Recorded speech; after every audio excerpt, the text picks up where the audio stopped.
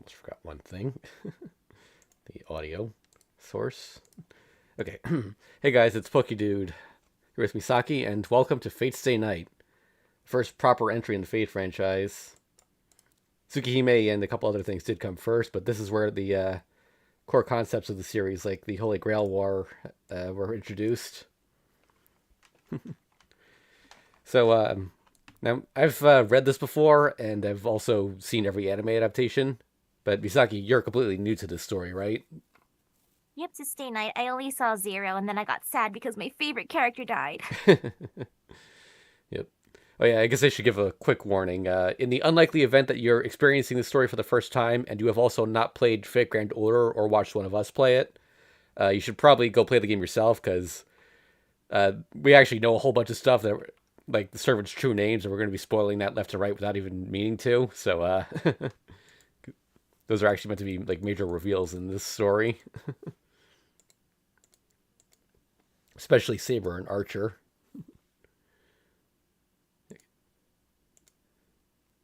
All right, so we're right into the prologue here because we have to do this before we can see the title screen. Type Moon presents. It was a thrust like lightning. A spearhead thrust to pierce my heart. Trying to dodge it would be useless. Being lightning, it's invisible to the human eye.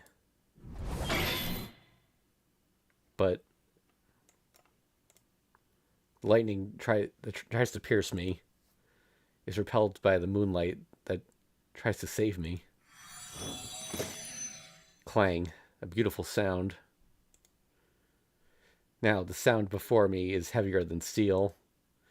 The armor she's wearing is not beautiful at all and is as unrefined as the cold night. The sound wasn't beautiful at all. It was actually the sound of steel. It's just that the night is beautiful enough to turn it into a charming sound like a bell. と、Oh, あなたが私のマスターか。almost Oh, forgot. cool. That was two in it. What was that?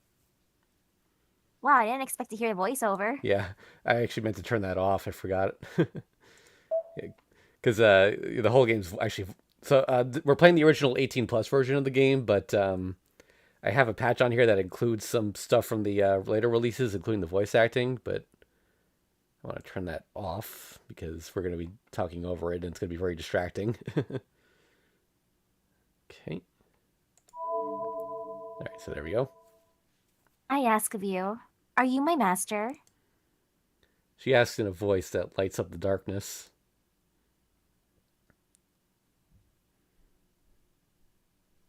I have come forth in response to your summons. From this time forward, my sword shall be with you, and your fate shall be with me. Now, the contract is complete. Yes, the contract has been completed, but she chose me as her master. I'm sure I swore to help her too. Moonlight still lights up the darkness. As if following the night's example, the shed again falls silent. Time has stopped. The scene lasts less than a second, but I'm sure I can't remember. I'll remember the scene vividly, even when I've gone to hell. The face slightly turned, the quiet green eyes. The instant it becomes an eternity. The blue outfit symbolizing her sways in the wind. A faint blue light filters in. The golden hair shines in the moonlight.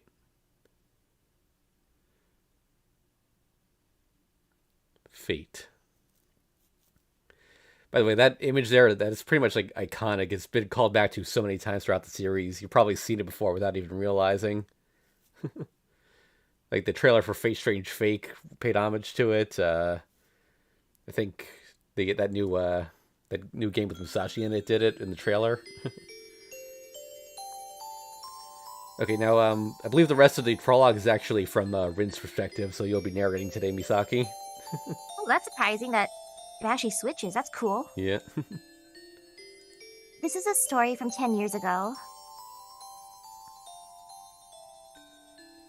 I'm watching someone I know very well. A tall man with a deep featured face, who to my knowledge has never told a joke, is patting my head. No, that's not quite right. I guess he doesn't know how much strength to use, so to be more accurate, he's grabbing my head and mashing it around. Ouch. I guess it's only to be expected. After all, first time he's ever patted my head. I'll have to get going now. You know what to do now, right? I answer the deep voice with a polite yes. The man patting my head nods once, lets go, stands up. So that was it. If I'd known then that it was our final moment together, I would have made him laugh with my best jokes. I had practiced telling jokes a lot, in hope that I could bring a smile to his grave face. I guess you could say that I was sad that I couldn't tell him any of them. Put the association in your debt by the time you mature. I'll let you decide what to do after that. You should be able to take care of yourself. Even though he said such things, I guess he was still worried. He told me about the heirloom jewels, the jewels inherited from the master, and how to manage the basement. As he was telling me all the things I didn't yet know, I realized even as a child that most likely he wouldn't be coming back. A war had started. Not a war between countries, but a war between people. But the only ones at war were 7 people. In a situation like this, the word war should be unsuitable, but here it's a different story, as the ones in conflict are magi. The 7 magi, each from a different faction, had started to compete for unknown reasons and killed each other in unknown ways. The man standing before me was one of them. He too was in a position to kill or be killed. He must have known more keenly than I did as his time was near.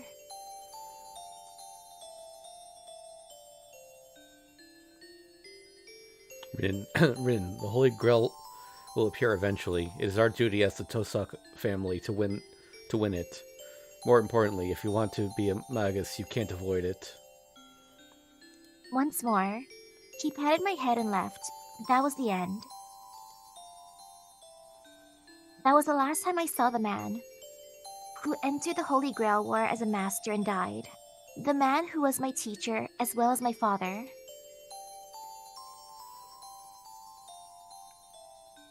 Take care, father. I see him off politely. I knew I was on the verge of crying, but I shed no tears. I loved him.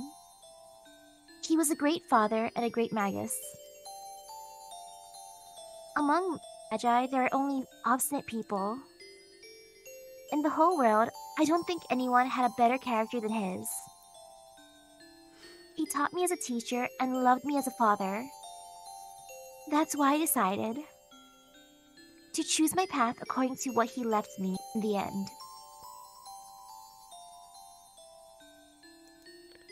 Rin, the Holy Grail will appear eventually. It is our duty as the Tosaka family to win it. More importantly, if you want to be a magus, you can't avoid it. In the end, he left me those words as a magus, and not as a father. That is why, at that moment, my path was determined. Alright, I'll do my best to be a proper magus. It's only natural for a student to follow the words of their teacher. Since then, even though many twists and turns, I, Tosaka Rin, have matured. It has been 10 years since the winter day on which my father went to war. I haven't exactly been waiting for this moment, but I am excited. That's only natural. The event I have never forgotten about is about to start.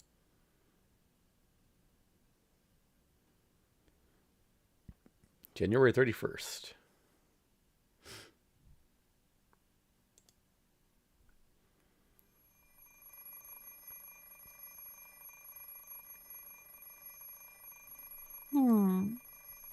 Something is ringing. Ring, ring. Shut up. Stop it. The sound doesn't stop. It rings loudly as if I'm an enemy. What? Come on. I was up late last night, so... It should let me sleep in a bit longer. No, it has to let me sleep in. I was deciphering my father's will until early this morning, and I've used up too much magical energy. In other words, my mind and body are dead tired. Oh, jeez. You're really stubborn. Ring, ring, ring, ring. The alarm clock doesn't speak my language. So why does the ringing sound like it's telling me, you're going to be late? Late. Being late is bad. Though that depends on the situation. I'm a good student, but maybe I can get to school at the last moment just for today. That's right. I set the alarm 30 minutes early, so I should be able to sleep for 30 minutes more. Huh? Isn't that strange? Set it 30 minutes early? I look at the alarm clock drowsily. The clock is pointing exactly at 7. I usually get up at 6:30, so the spare 30 minutes have already been used up. Oh, why can't I think when I wake up? I stare at the alarm clock for several seconds. Shutting it off, I decide to get out of bed. That's a nice looking room. Yeah. This game's backgrounds are a huge improvement over Tsukihime's. Passing through the cold hallway, I enter the cold living room. Who's that picture on the wall? I'm not sure. I don't know if that's like a real person or a character or just... Like, this is still a photograph, but they put a filter over it to make it look drawn, so I don't know. It's 7 o'clock on the last day of January. Fuyuki City is usually pretty warm in the winter, but this morning it's as cold as any other city. Oh hey, this music. It's a Valentine's Day shop theme in FGO, early version of it. I can even see my breath indoors, and on top of that, there's no one else in the house to warm it up. Heater. Turning on the heat, I head to the bathroom. At times like this, living on your own is inconvenient. If there was someone to wake up before me, the living room would be warm by now.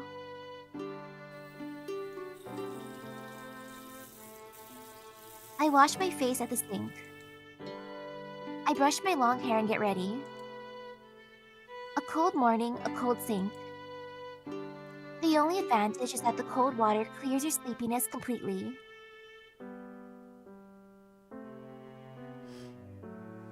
I tie my ribbon and I'm all ready. All I have to do is eat breakfast and head out. Looking at the clock, it's only a bit past 7 and I'm a bit disappointed. Man, I guess I don't have to run after all. Then again, I would never do anything as clumsy as running to school anyway. It is the custom of the Tosaka family to act with composure and elegance at all times. Taking a custom like that seriously must mean that my family originated from a very high-class background indeed. Owning this old Western-styled mansion is proof of that. Top of that, the Tosaka family bloodline of sorcerers able to use the power of magic. If you're talking about age, our family has an ancient history. Well, it's not something I can brag about. Actually, I can't speak openly about it at all. Oh, by the way, I, Tosaka-rin, am a magus. Who on earth can I brag like that? Magic is just what it sounds like, magic. I don't care if you get ideas like abracadabra or whatever. You can just think of us as people who do strange things by casting spells. Oh, though it's not like we fly around on brooms or make stars appear with a wave of a wand. Well, we could do that, but we don't bother as it's kind of meaningless. We're basically heretics who hide ourselves from the world. We're prohibited from standing out, and even if we weren't, we would rather be at home studying magic. On top of that, the word sorcerer is completely inaccurate. To be precise, there are only 5 sorcerers in the world. Things no one can do, things beyond the ability of modern science. The ones who can make such miracles are the ones we call sorcerers. So this terminology is a bit inconsistent between the old fan translation and modern ones. I'm not sure. I'm actually not sure what the official term is for sorcerer in these days, but because I've been reading Witch on the Holy Night, and they tossed a few terms around, and I'm not sure which is which. Because I've heard like magician, um, witch, mage. Oh man. Yeah. Miracles that can never be achieved, regardless of time or effort, those we call sorcery. Now, well, I don't know the word for sorcerer, sorcery.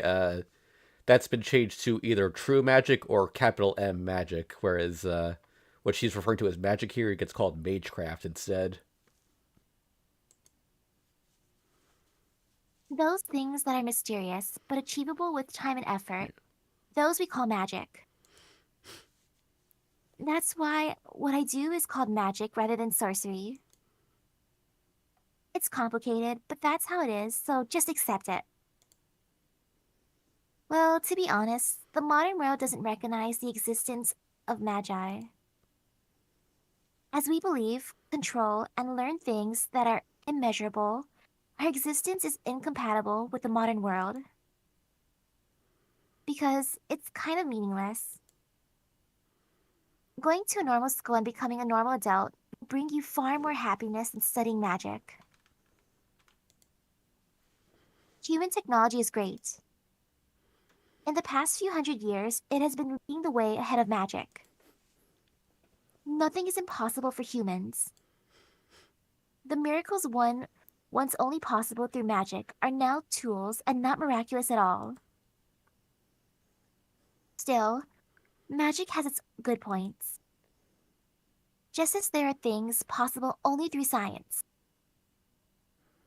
there are also things possible only through magic. It was the master of the Tosaka family who said that if science is moving forward toward the future, magic is moving towards the past. Something about the past and the future ending up at the same place, everything always running toward the 0 point. Let's put off all those difficult discussions. They should wait until we're old.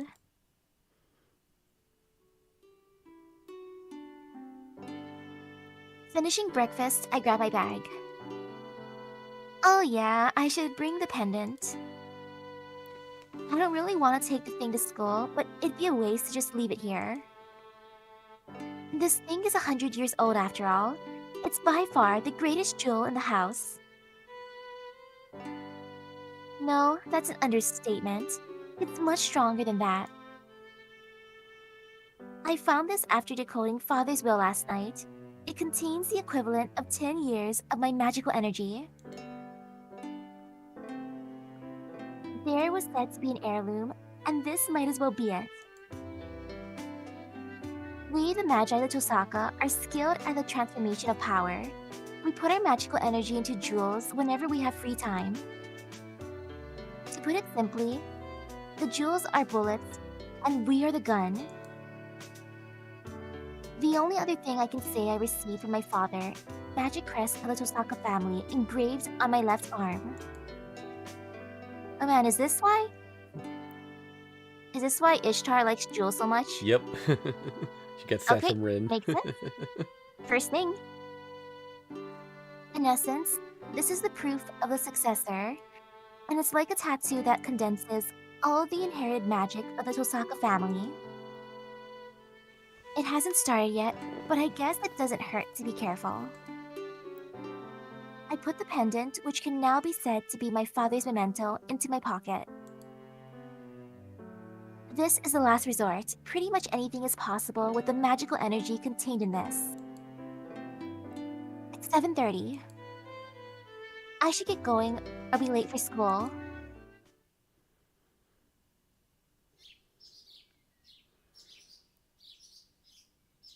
What is that? German, I think. How would you say that school name if that's a school name? Oh, no, that's not the school name. That's I think she's casting a spell. The B thing is it makes an S sound, I believe.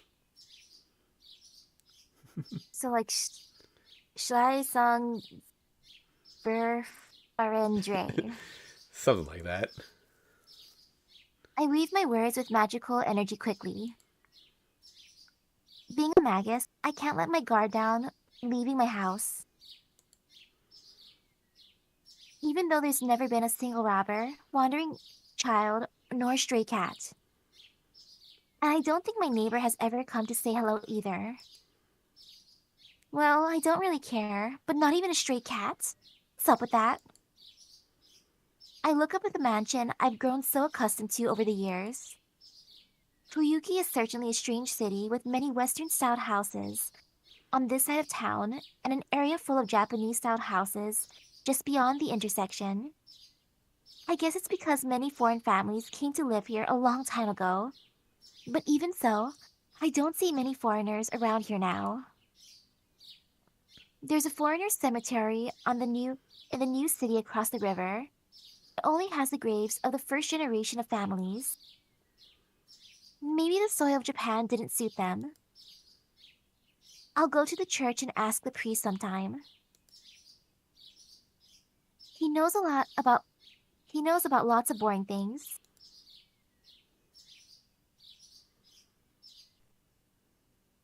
Huh? Stepping outside, I feel a certain congruity. What's up? It's quieter than usual. It's especially quiet with no sense of the morning's noisiness. At 7:30, the street should be filled with students going to school and people going to work. Well, I guess there are days like this. Perhaps everyone slept in today. It's unusually cold, so I bet everyone's still wrapped up in their warm beds.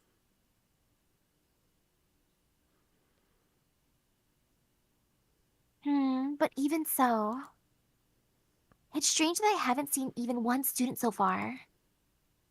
At 7:30, you can usually see people in uniform here and there. But I'm the only person at the school gates. It looks like the clubs are just starting their morning practice. In other words, the only explanation is... Oh, Tosaka, you're up early today. As I suspected. With a small sigh, I turned to the girl who addressed me. Morning. It really is cold out today, huh? This girl, speaking so frankly, is Mitsuzuri Ayako. She's my classmate in class 2A, and there are a lot of stories about her. I believe she has a 3-star CE in FGO. Ooh. Good morning, Mitsuzuri-san. Please excuse the abrupt question, but do you know what time it is? Huh? It's almost 7. Are you still asleep? She waves her hand in front of me, wondering if I'm alright. She's one of the few friends who I know I am not a morning person. In other words, she thinks I'm not fully awake yet. I guess the clocks at my house were an hour fast, all of them. Not just my alarm clock, but the wall clocks as well. Really? Just what's going on here? It's daylight savings time, but only in her house. Ouch. Did father arrange for all the clocks to go mad when the pendant was removed from the big Tosaka? Don't worry, it's nothing. Anyways, are you off to morning practice as usual? Yeah, the archery club has a lot of problem students. And what good member quit? So I have to get them to look good to attract the new freshmen in April. I see. There's always something to worry about, isn't there? You can say that since it's none of your concern. Oh, do you want to come? The guys will love it if you come and watch. Archery club, huh? I have 3 acquaintances in the archery club. One is Ayako, the person before me right now, and the other 2 are people I barely talk to. And for one of those 2, the word acquaintance doesn't really suffice. I became friends with Ayako because I had been watching the archery club from afar. Alright, I'll go if all I have to do is watch. I have nothing else to do this early anyways. Great. Let's go right now then.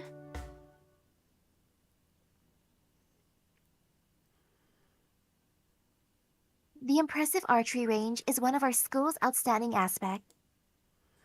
Perhaps the director is just interested in archery, but the range is much too fancy for mere school club. Come on, there's still time before practice, so let's go in and have some tea.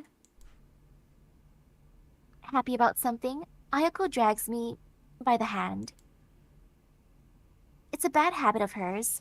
She talks like a guy when she's expressing her true feelings.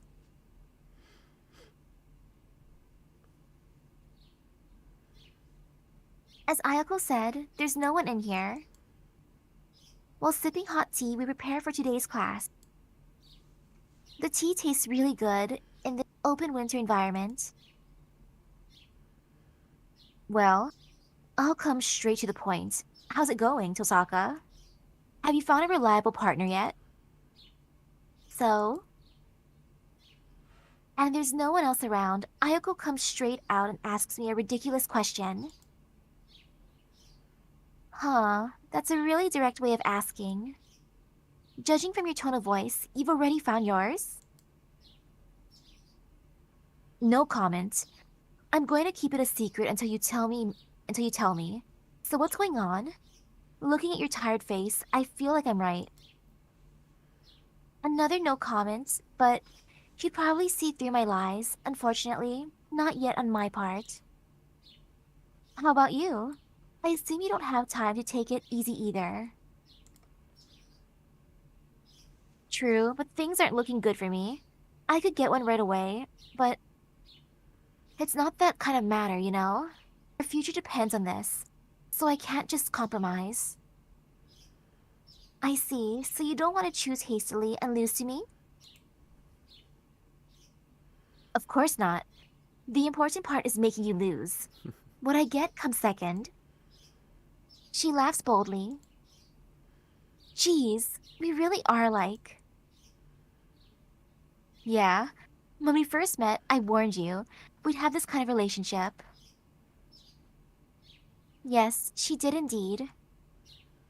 I was certainly surprised when at our first meeting, she said, "We'll probably end up with the kill or be killed relationship." Or in other words, unless we go all out against each other, we'll never really be friends. I agreed with her on that. That's why we've had a friend or foe relationship for 2 years. By the way, why are we talking about this? Why? You're the one who started it, Susaka. You said there's something wrong with a woman never having a boyfriend, so we decided to see which of us could get a boyfriend before the 3rd year. Oh, that's what they're talking about. I thought they were Yep. talking about choosing a partner servant. Oh yeah, just tit for tat, I suppose. And did we say the loser would obey the winner for a day? Right. Even kids don't make promises like that nowadays. But it's not like we're sore losers. Whatever the result, the loser will obediently follow the winner's orders. Just thinking about it gets me excited. Ayako laughs. Honestly, she's so serious about this. Mitsuzuri Ayako is such a difficult person to deal with. No, can't wait to beat Ayako either, so neither of us are people you want to deal with. I see, but Mitsuzuri-san? It's fine to enjoy yourself, but you should take care not to get your objectives wrong. You know that's not the only point of the contest, don't you? I know, I can't call it a complete victory unless I beat you, with a relationship you would really be jealous of. Well, that's the biggest problem for us. No matter how good a guy it is, there's no point if we can't bring ourselves to love him. Ayako sighs heavily. To my knowledge, Mitsuzuri Ayako is said to hate men. Rumors are never to be trusted, however, as she suggested this match. Rather than hating men, I think she just didn't have a chance. But that aside... Hold it, what do you mean, us? I'll say it right now, but I'm not cold-hearted like you. I have no problem loving a guy. Oh, that's a lie. Or you're fooling yourself. There's no way you'd ever be concerned about a guy. You've never given one good response to any of the confessions made to you. If you had even the slightest interest, you'd think of going out with them, but you keep declining, so it must mean you're not interested in men. You're not thinking enough. Couldn't we say I'm declining because I already have someone I like? Wow, that's a good answer. I like that. It's romantic. Ayako nods seriously, not making fun of me. Her sigh says, wouldn't it be nice if that was the case? Jeez. I really can't keep anything from her. You're right. I think so too. Well, it's exactly as she says. I know myself how cold I am. I admit it, I know nothing when it comes to love and relationships. Exactly. You're the one who said we're alike. Oh, it's almost 7. Let's leave the secret talk there. You never know when someone might walk in on us, and we should act like proper students. Well, never knew you had social manners like that. It was worth getting up early just to hear that. Heh, not so much as you. My social manners are nothing compared to yours. You hide yourself so much, it almost seems like you're a different person. Ayako gives an exaggerated sigh. Both of the teas she made are now empty. My turn to make it.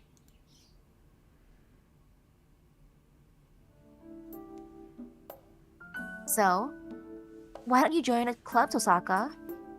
I won't listen to any lies about not having the athletic ability. I'm still bitter that I lost to you in all aspects in last year's physical testing. Oh? But you beat me in lung capacity and also in weight. Alright, I'm 3 kilograms heavier. Hey, being heavier isn't something to be happy about, you fuck. Ayako slams on the table. Be careful, you might spill the tea, Mitsuzuri-san. You're the captain, so you should treat this place with care. Shut up.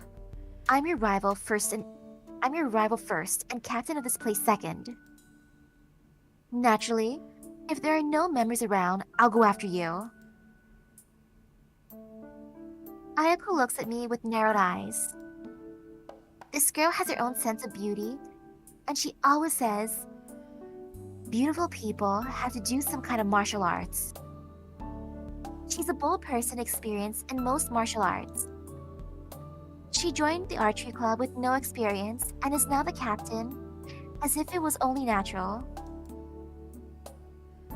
She's probably one of the top 3 people in the school you should never disobey, regardless of gender. Oh, isn't it a problem to claim you're not the captain if there are no members around? Of course not. I'm the captain in name only, so all I can do is keep an eye on the problem members. There are people better than me, so it's not a very dignified captaincy. Really? But Fujimura-sensei says that your skills are outstanding. Well, if she says so, that gives me some confidence. Yeah, I guess it's no good to think about people who don't come here anymore. Yeah, if Fujimura-sensei said that, I guess I should take being captain more seriously.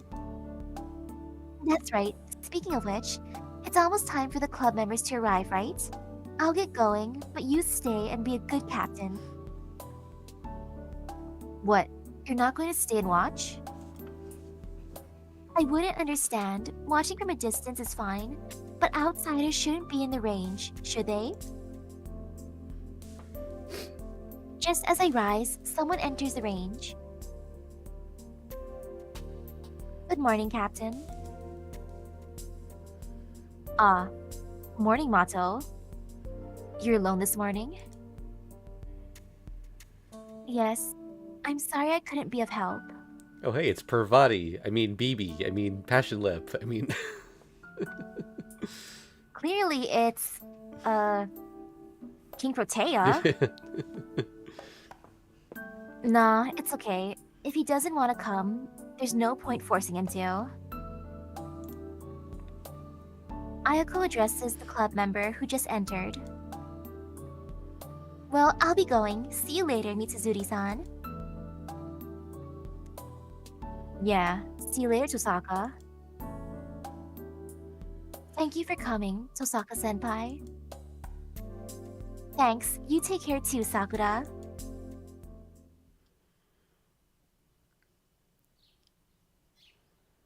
I leave the range trying not to interrupt them.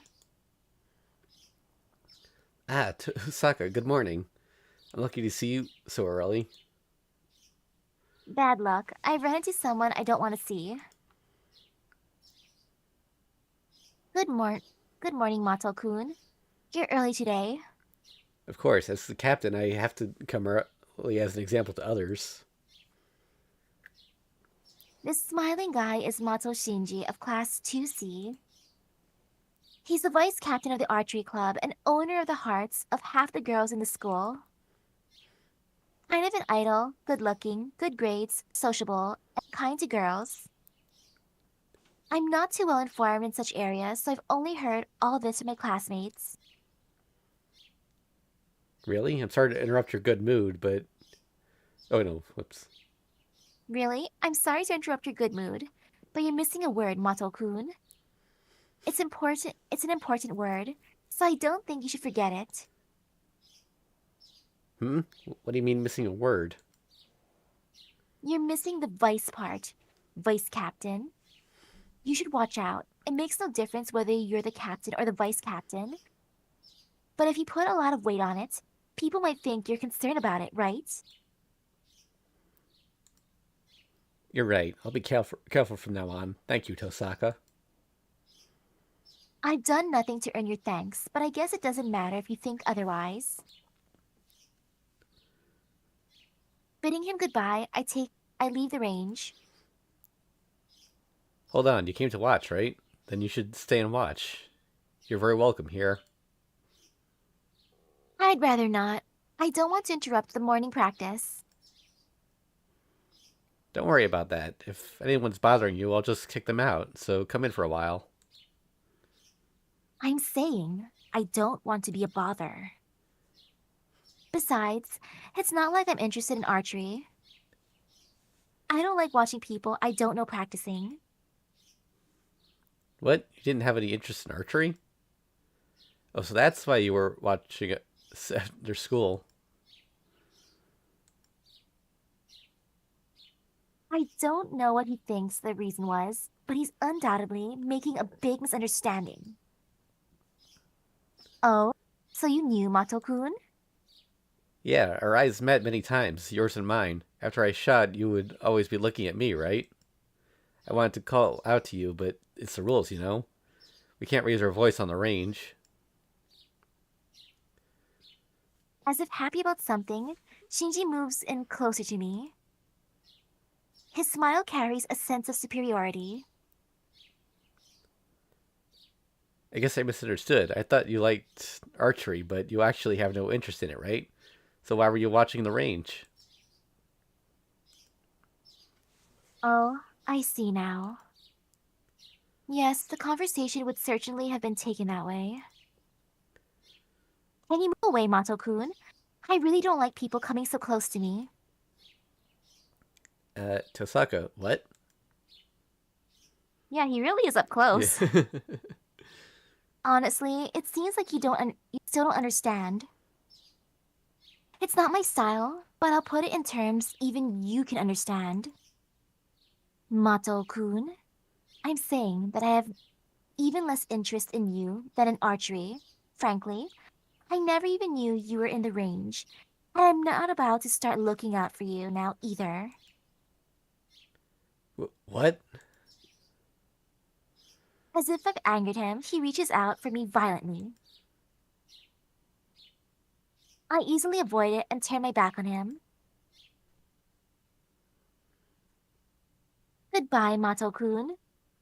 It's good to have some ego, but you shouldn't let it grow too large. Tosaka, you. He sounds like he wants to say more, but it doesn't seem like he's going to scream or come after me. Geez, he really is all show. If he was just a little bit more mature, he wouldn't be so much trouble for the people around him.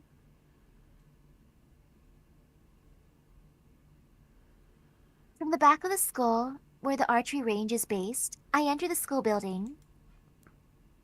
It's past 7, but I can't see anyone in the hallway.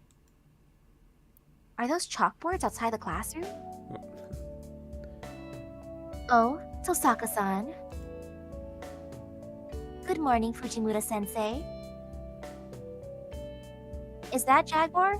Yep. She seems so calm here.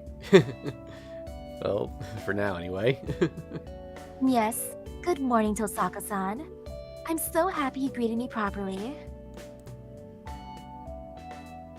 The strange woman seems to be crying of happiness. It's hard to believe, but this person of surpassing friendliness and cheerfulness is a teacher at this school. Sensei, is there a way to greet you improperly? Of course there is. First years always greet me properly, but the older ones never greet me by my last name. You shouldn't copy their rudeness, okay? I don't really understand, but I won't be rude to you, Sensei. Good girl. Oh, I wish everyone was as good as you, Tosaka-san. Fujimura-sensei waves goodbye and leaves.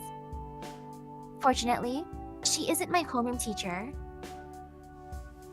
Fujimura-sensei teaches English. She has such a kind face, but she also has a black belt in Kendo. And I think she was respected as a tiger of Fuyuki in her student days. That's why Jaguar Warrior is a tiger. Makes sense. Though, that's a bit strange. Wouldn't a tiger normally be feared, not respected? Apparently in a good mood, Fujimura-sensei heads for the archery range. For some reason, she's in charge of the archery club and not the kendo club.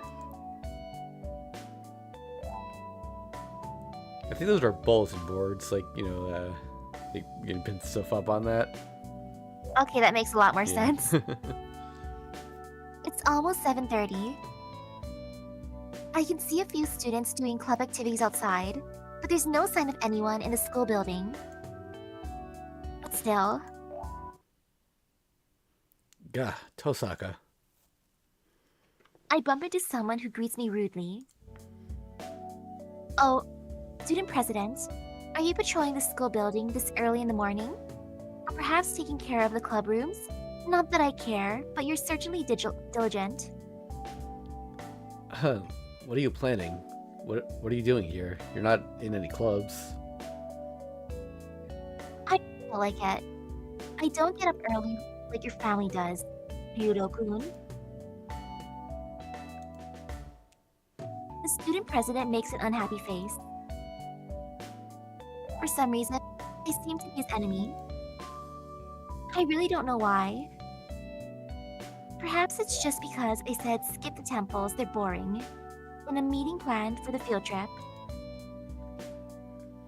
Let me ask you a question, Tosaka. Have you been staying in school until late at night recently? Nope. You should know I always go straight home, Ryuro-kun. Of course, this is my job, so naturally I know about everyone. I see. So you don't even have to ask, right? I don't know why you're asking, but isn't it bad to force student council jobs onto outsiders? You should collect information on your own. Don't rely on outsiders like me. Idiot, how are you an outsider? Don't think I don't know how you worked your evil deeds on our treasurer, you fox. Oh, you misunderstand. I was merely working out how much each club should receive because Mitsuzuri-san asked me to. I think it's only right for students to take an interest in where their money is going. How can damaging our treasurer's psyche enough to keep him off school for a week be only right for any student? As always, I'm amazed by your way of thinking. The same to you. You should keep a watch on those under you. It's not fair to favor the non-sporting clubs. No, I know, that's why I had intended to deal with the matter myself. Issei, the repairs are done. By the way, I think this is the only scene in the game where we actually see Shiro, like his art here. Because like for the rest of the game, it's gonna be first person. So Ah. And then a guy appears who I didn't expect to find here. sorry, Emiya. I'm the one who asked for help, but it seems like you're doing all the work. Forgive me. Don't worry about it. So what's next? There's not much time left. Yeah, the AV room is next. It seems I've been working badly. It's working badly for a while, but it finally died.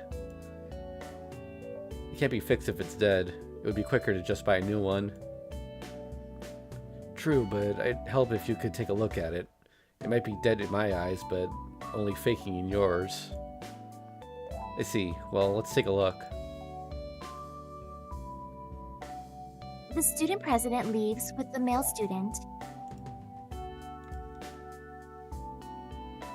My thoughts have stopped at this sudden event. The guy with wrenches and spanners in hand turns back as if remembering something. You're up early, Tosaka. And with that, he leaves. Was that supposed to be a greeting? The student whom the president called Emiya leaves quickly. Emiya, that would be Emiya Shiro of Class 2C. That's fine, but how can I put it? I just think it's hard to tell whether a guy who looks at home holding a wrench is useful or scary.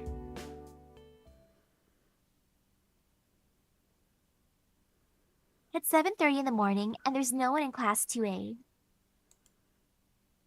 Well, I guess I'll study ahead. I sit at my desk and work on a few math problems.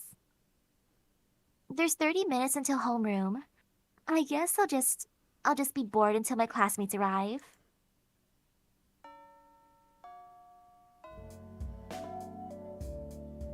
Fourth period ends and the noisy lunch break begins. Our school has a cafeteria, but half the students stay in the classroom. Actually, most of the ones who stay are girls. The cafeteria food is rather roughly made, so girls tend to dislike it, and as a result,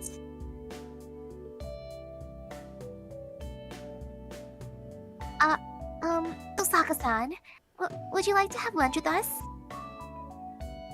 Girls end up eating lunch together like this. Thank you, Saigusa-san, but I'm afraid I'm eating at the cafeteria today. I slept in this morning and didn't have time to make lunch. Oh, I see. I'm sorry to invite you without realizing that. I guess I'm being a bother. Saigusa-san looks downcast, as if apologizing. She's one of the calmest in the class full of calm students, and a kind person who cares about me for some reason. I don't think so. It just happened to be that way today. So don't worry about it. Please ask me again tomorrow. I smile at her from the bottom of my heart. Oh yes, I guess even you sleep in from time to time. My smile must have relaxed her as she returns it with her own. Her smile is cute. Saigusa Yukika-san isn't the most beautiful person, but her smile warms the hearts of everyone around her. Yes, that's right. I try not to let it show, but I actually sleep in quite often. I'm not in any clubs because I can't get up in the mornings. Saigusa-san's expression reveals her surprise. Her presence really relaxes me, but I can't just have fun talking. If I keep talking to people like this, I'm bound to reveal my true self. Well, I'm off to the cafeteria. Enjoy your lunch, Saigusa-san. Yes, you too, Tosaka-san. We exchange a warm goodbye, and she returns to a group of girls. It seems she's eating with Makidera-san and Himuro-san. Oh yeah, Saigusa-san is the manager of the track team. Makidera and Himuro-san are the track team's hopefuls. Makidera is a friend who I sometimes go window shopping with, but I don't know Himuro-san that well. Oh, you were rejected, Yukichi? Didn't I tell you Tosaka wouldn't bring lunch? If you want to eat with her, you'll have to make her lunch too. And it's a point out something. These characters are very minor. I don't think they even show up again after this scene. I think they play a bigger role in Hollow Atraxia, but I forgot they even had art in this game. Like, if they have art, they must be important to an extent. This game's actually better about giving minor characters art than Tsukihime was. I guess because they had a bigger budget.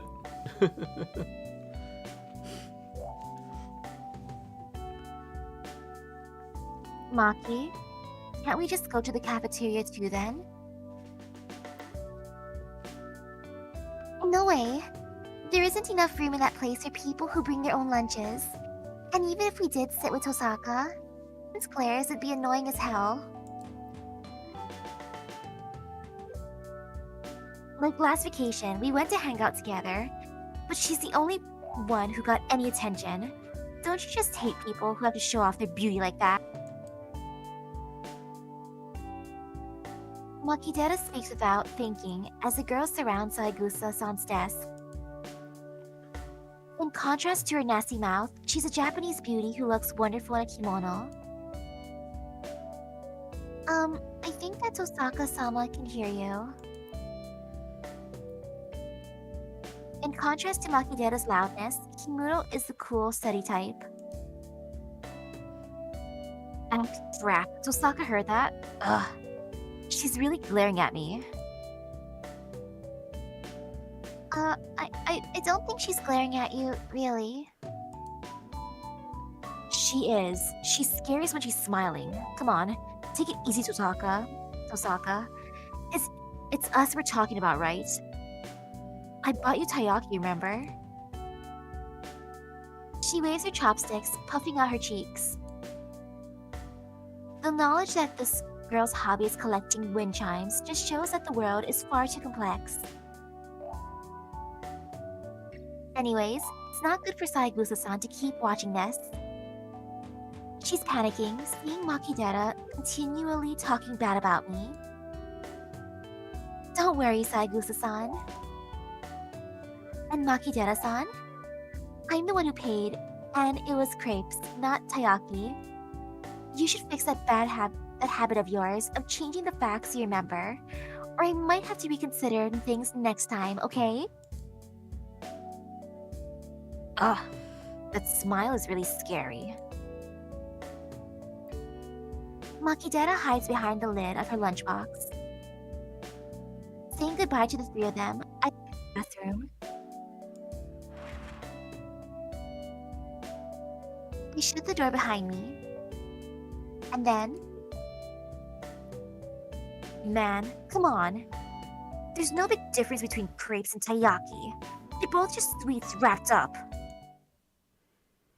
Makidera's words are ones no girl should ever speak. Taiyaki and crepes the same? Is she really a girl? Are all sweets the same to her? Perhaps she just has very convenient taste buds that can't tell a 500 yen crepe from a 80 yen taiyaki, but... Why you? I could have saved 420 yen if I just bought you taiyaki to begin with.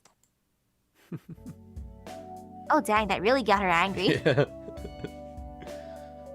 Why am I getting mad about this? I guess I'm still tired from last night.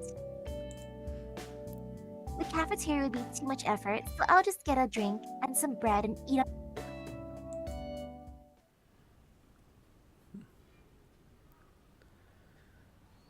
I buy lunch and head for the empty rooftop. It's a convenient location as no student would come near it in the wintertime. It's too cold to eat, but that's a small price to pay for being able to eat without worrying about other people. Well, lunch comes first. I started my tomato sandwich and hot lemon drink. It's a simple lunch, but the taste is much improved in this peace and quiet. Phew. I finished my sandwich and my hot lemon drink. I'm a bit tired. It's a difficult balance being a good student while trying not to be too social. It's my vanity, no, my conviction, that I must be number one both academically and physically. If I am to be a student, I want to be the best, and it's unthinkable for me to dishonor the Tosaka name. So that's why I'm a perfect student, flawless in all aspects. But at the same time, I also have a dangerous job as a magus, so I shouldn't associate with normal people. Normally, any magus whose identity is discovered has no choice but to eliminate the witness. I don't want to do that. So inevitably, my social life has become a shallow one. I only hang out with Makidera on the weekends, and try to refuse invitations from friendly people like Saigusa-san. Even though I'm the best honor student in the school, I live trying not to become too important to anyone. Though, sometimes when I'm tired like this, it makes me think that this life is rather boring. Oh, it's time already? I finish my hot lemon drink and stand up. I should stop drowning in sentimentality and go back to being the usual Tosaka-rin once I go down the stairs.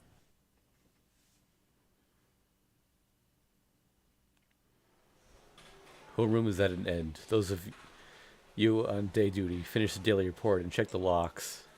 Those of you without club activities are to go home quickly. 2A's homeroom teacher exits after repeating his usual line. As far as I know, this line hasn't changed all year. Osaka, you're going home already? Yeah, there was an event with Mato-kun this morning, so I'm heading home before it becomes a bother. Haha, I thought so. Matzo was in a bad mood this morning, so I thought you must have given him a hard time. I see. Did I cause you any trouble, Mitsuzuri-san? Not at all. It's normal for Matzo to torment the younger students. And I think that kind of Oops, thing sorry. and I think that kind of thing will be a good mental training for him.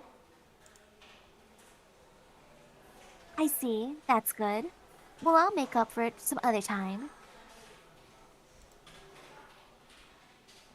All right. Don't be put off and come by again.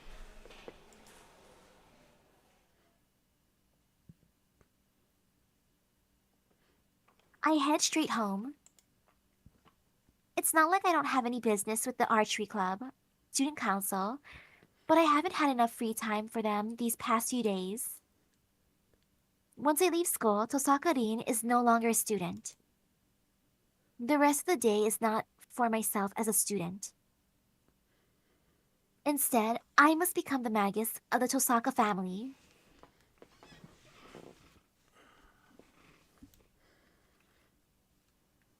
Back at my house, I am greeted by the blinking light on my answering machine. It's unusual for me to get any messages. It was. Just as I thought, it's you, Kirei. I already know what he's going to say, but he'll be scary later if I don't listen. When I press the play button, I hear a familiar voice. It's me. I'm sure you know, but tomorrow is the deadline, Rin. It's a problem for me if you take it easy. There are only 2 remaining seats. I must ensure that all masters are arranged quickly. The priest shows no mercy as he gets right to the point. By the way, he has the same voice actor as Nero Chaos. Of course. If you wish to abandon your right to become a master, contact me today. It takes some time to dispatch a substitute magus. Liar. Someone like you would be able to arrange a substitute in no time. You already show signs of the command spell. Quickly, summon your servant and open the command spell. Unless, of course, you're not planning to be a part of this Holy Grail War. If you value your life, you should run to the church quickly. The message ends there. His words are concise. He's telling me that if I am to fight, I should get ready by today, and if I'm not going to fight, I'm an eyesore and should just retire quickly. I could have sworn this game used Command Seal for its translation. Maybe I'm thinking of Fate Extra. Yeah. Heh, you don't have to tell me that. Well, it can't be helped. Today is as late as the deadline can be extended. Fortunately, I was able to decode Father's will last night. My preparations are ready. All that remains is, yes, obtaining the qualification to enter this fight. The Holy Grail War, a fight to the death for the one and only Holy Grail, a ritual of the Holy Grail passed down for hundreds of years, huh? The Magi who participate in the Holy Grail War are called Masters. This is not so much a rank, rather it indicates one who is in control. The requirement to enter the Holy Grail War. That is to summon a familiar called a servant and to form a contract with it. No matter how great a magus a person is, one is not considered a master until he has a servant under him. Servants are beings very different from normal familiars. The methods of summoning and controlling them are different as well. A magus planning to enter the Holy Grail War usually prepares a catalyst to summon a servant, but... Really, I wish Father could have left me something with a connection to Saber. I don't have anything with any connection. I can summon a servant.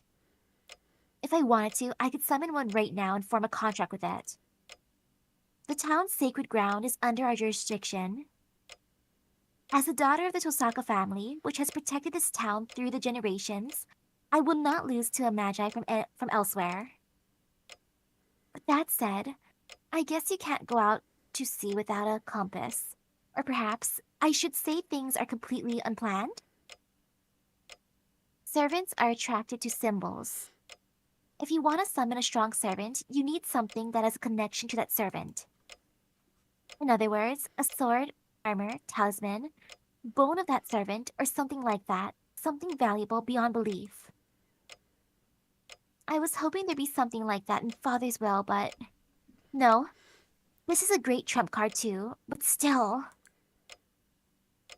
The pendant I found last night in the basement is one of the best artifacts in its class. So, as a reminder for people who have seen Fate Zero, her father summoned Gilgamesh in the previous Holy Grail War.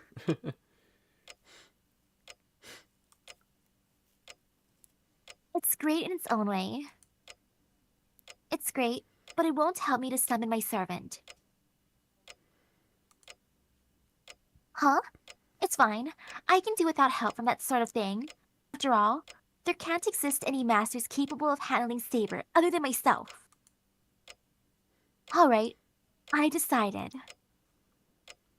I don't want to make Kide complain anymore by postponing it any longer, and it's not like me to wait until the last second. It'll come down to just trying it. I'll face a summoning tonight with full power and obtain Saber by force. I understand obtaining by force when it comes to summoning.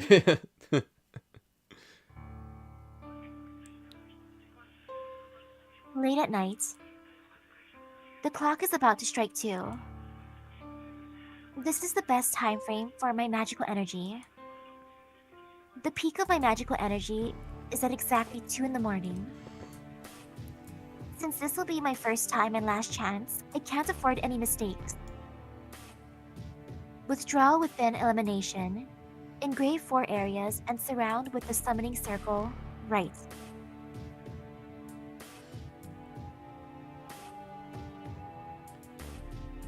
I engrave the circle onto the floor of the basement. You don't need a large-scale summoning to summon the servant. Servants are called forth by the Holy Grail. As the Master's priority is to keep the servant in this world and to supply them with enough magical energy to substantiate, the Holy Grail takes care of the summoning.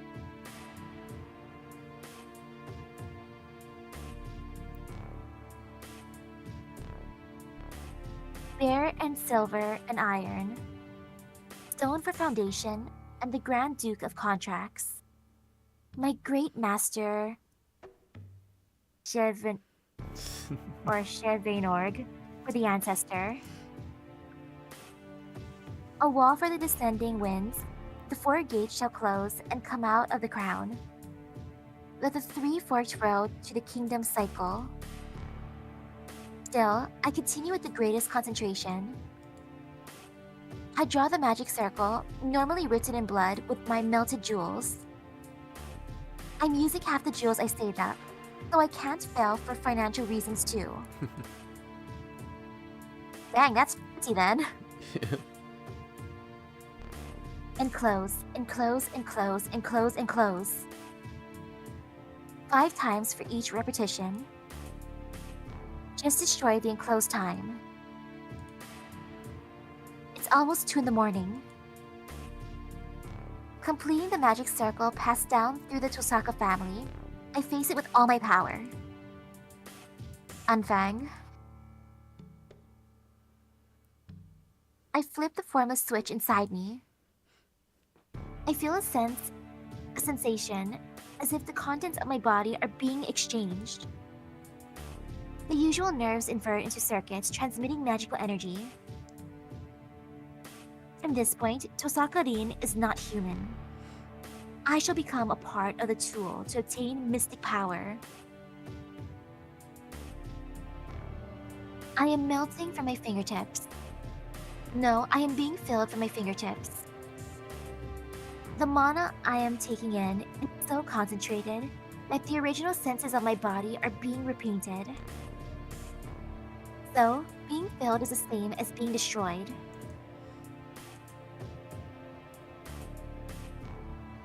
The power that fills me is pure magical energy from the air.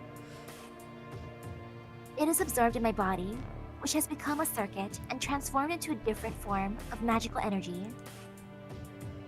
The body of a magus is nothing more than a circuit. A circuit to connect the spiritual and the real. We call the results of this the many mystic occurrences it has made real magic. My body is burning hot.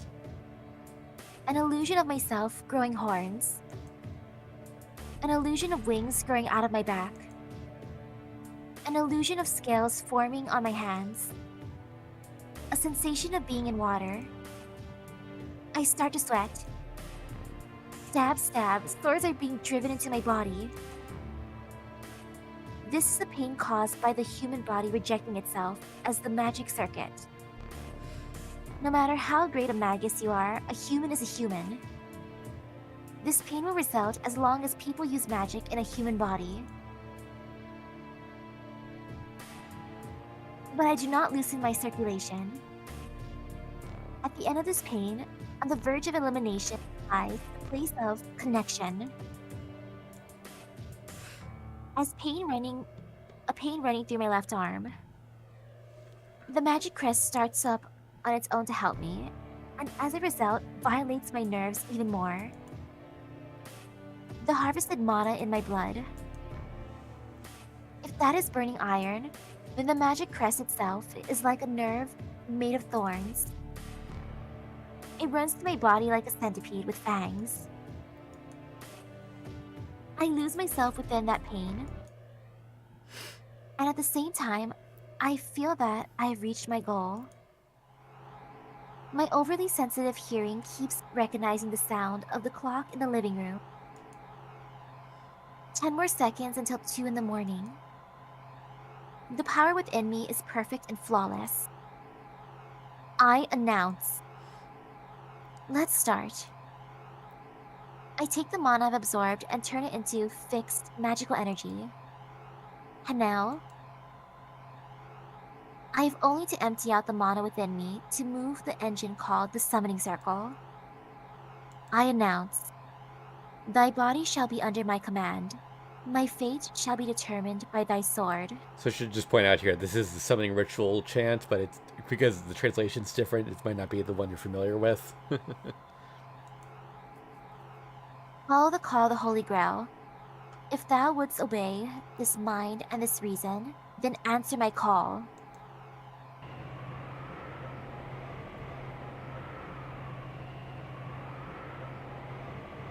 My vision closes. The fifth element, said to be unperceivable by human eyes, is before me. So, in fear of being broken by it, vision shuts itself down.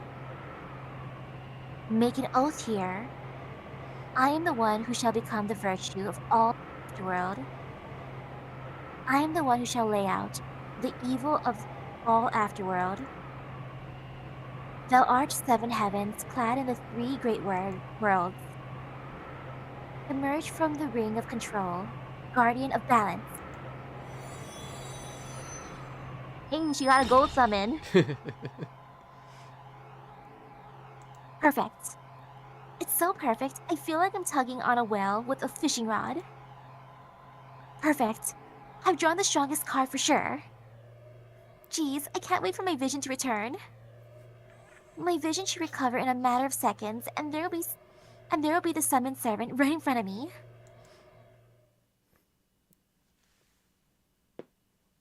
Nothing. Huh? Nothing is nothing. There is no change.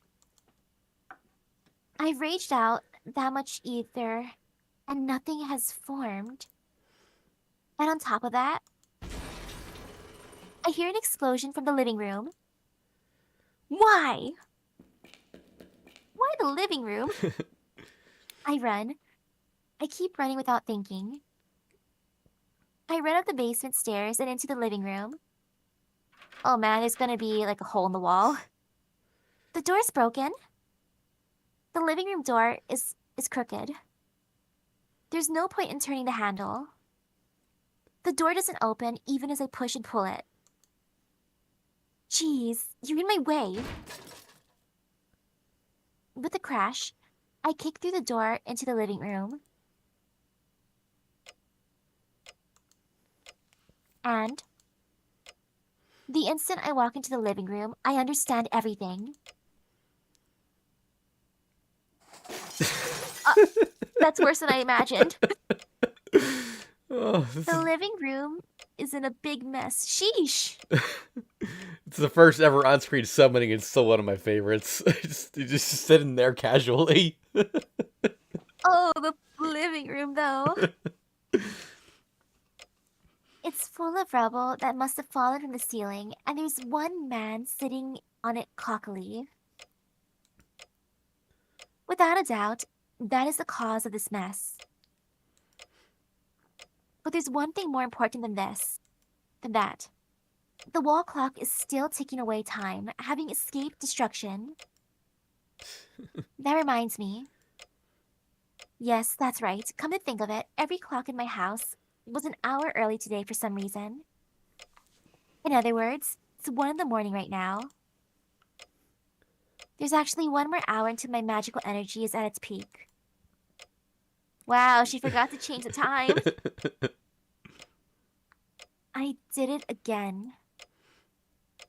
I can do most things just like everyone else, but I have one hereditary curse. That is, to make the biggest mistakes at the most important times. Well, what's done is done. I should reflect on my actions. I am mad at my own stupidity. Still irritated, I glare at the man sitting there like he's important. So, what are you? Oh, wait, no. So, what are you? Those are your first Oh, words. no, no. Oh, whoops. I misread that. Again, those are your first words? I guess I've been called to a terrible master. The man in red gives an exaggerated shrug. Maybe I'm the most unlucky of all. He adds, I do declare. This guy has a twisted personality. But this would be the servant? Since they call it a familiar, I thought it was something shapeless, but this is human-like. No, that's wrong. Just standing here, I can tell that this thing has outrageous amounts of magical energy. Don't be fooled by his appearance. This is certainly an existence far beyond human, a ghost, that has reached the level of spirits as a human. I can't be overwhelmed forever. That thing is mine. So, I'll have to change my thinking from now on. Just to check, but you are my servant, right? That's what I'd like to ask. Are you my master? This is the first time I've been summoned so roughly, so to be honest, I still can't grasp the situation. This is the first time for me as well. I'll have to refuse that kind of question. I see, but when I was summoned, you were not in front of me. Explain to me what's going on. Really? Don't joke around and tell me you were like a newborn chick who can only determine your master when you open your eyes. The unknown servant frowns. It's a rather vague response, and I cannot tell if he's angry at my complaints or impressed at how correct I am. Well, anyway, what I'm asking is, you're my servant and not anyone else's, right?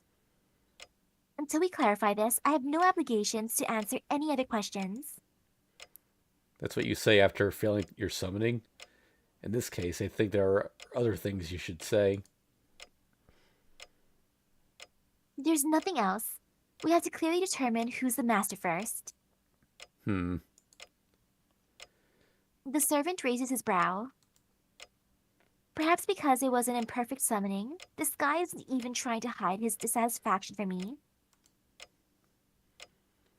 So we have to define who's master, huh?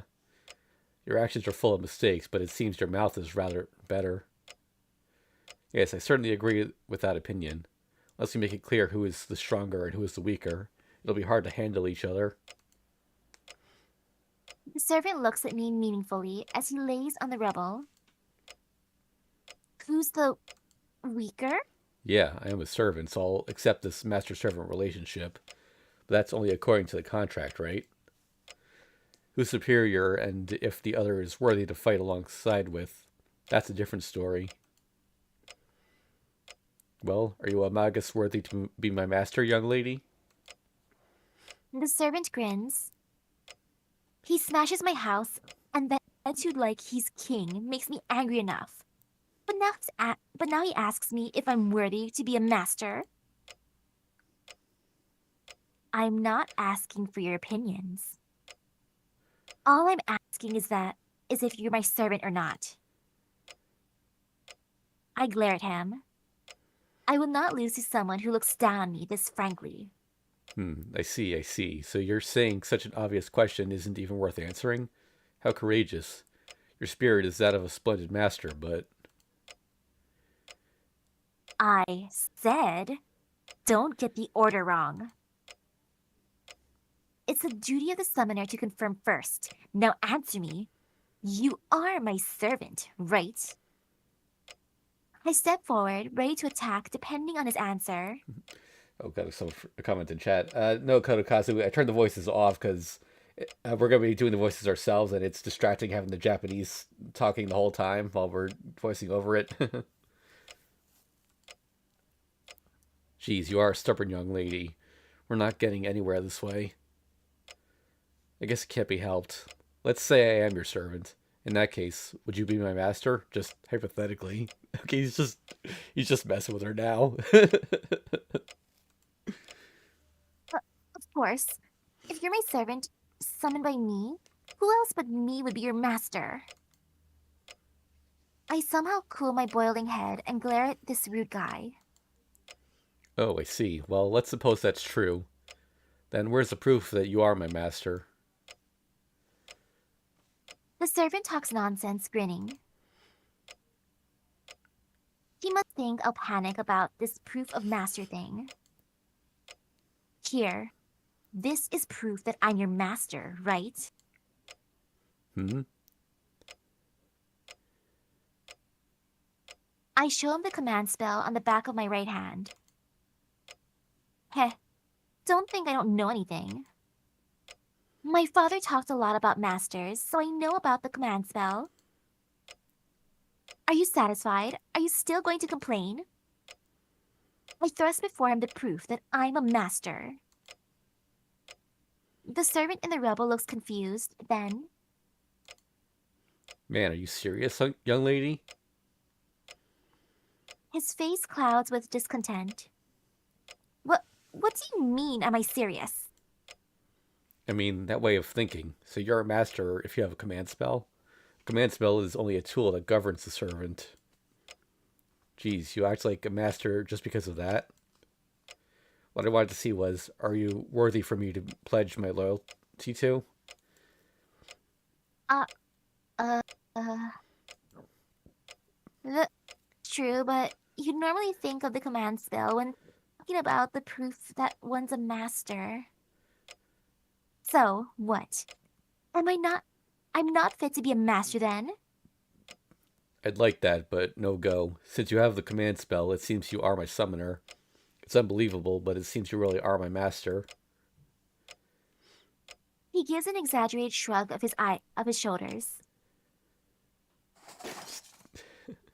This is bad. My boiling point is so low, it seems I won't be able to cool down in time. I'm not happy, but I'll accept it. You're my master for now, but I have conditions as well. From now on, I will ignore your opinions. I will decide how to fight, and you will follow my plans. And this is a bit still a compromise on. You don't mind that, right, young lady? I think this is it, Father. I'm almost at my limit. I see, you accept unhappily. But what you But what do you mean about ignoring my opinions? You're my servant, right? I ask him in a trembling voice, just in case. There's the issue of the command spells too, so this is my last warning. But the biggest compromise I can make. And to that, Yeah, in name only, so formally I'll obey you, but I'm the one doing the fighting. You can hide in the basement here and stay there until the Holy Grail War ends. That way, even an experienced person like you should make it out alive. he tells me he has no hope for me with eyes full of disdain.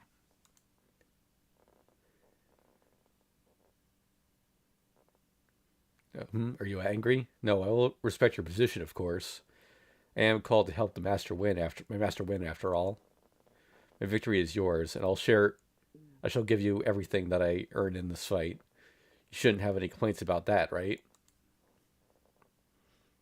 I You wouldn't be able to use the command spell anyway.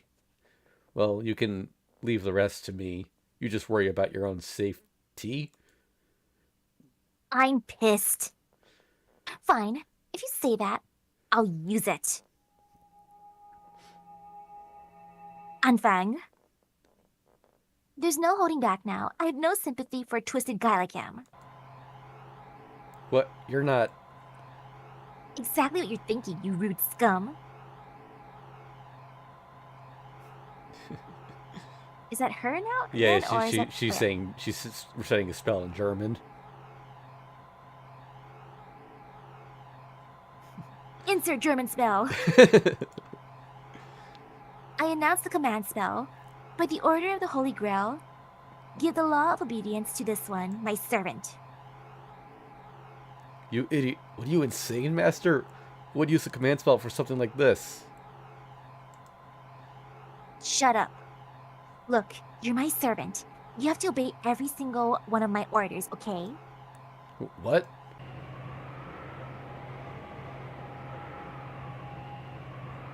The symbol on my right hand throbs. The 3 command spells. The essence of the Holy Grail War. The 3 claims to the servant's unconditional obedience is now used. Are you not even thinking? Using the command spell for such a general thing. Huh? Too late now. First of all, I wasn't expecting this either. I hate myself so much I want to die. To go ahead and use the important command spell for something like this.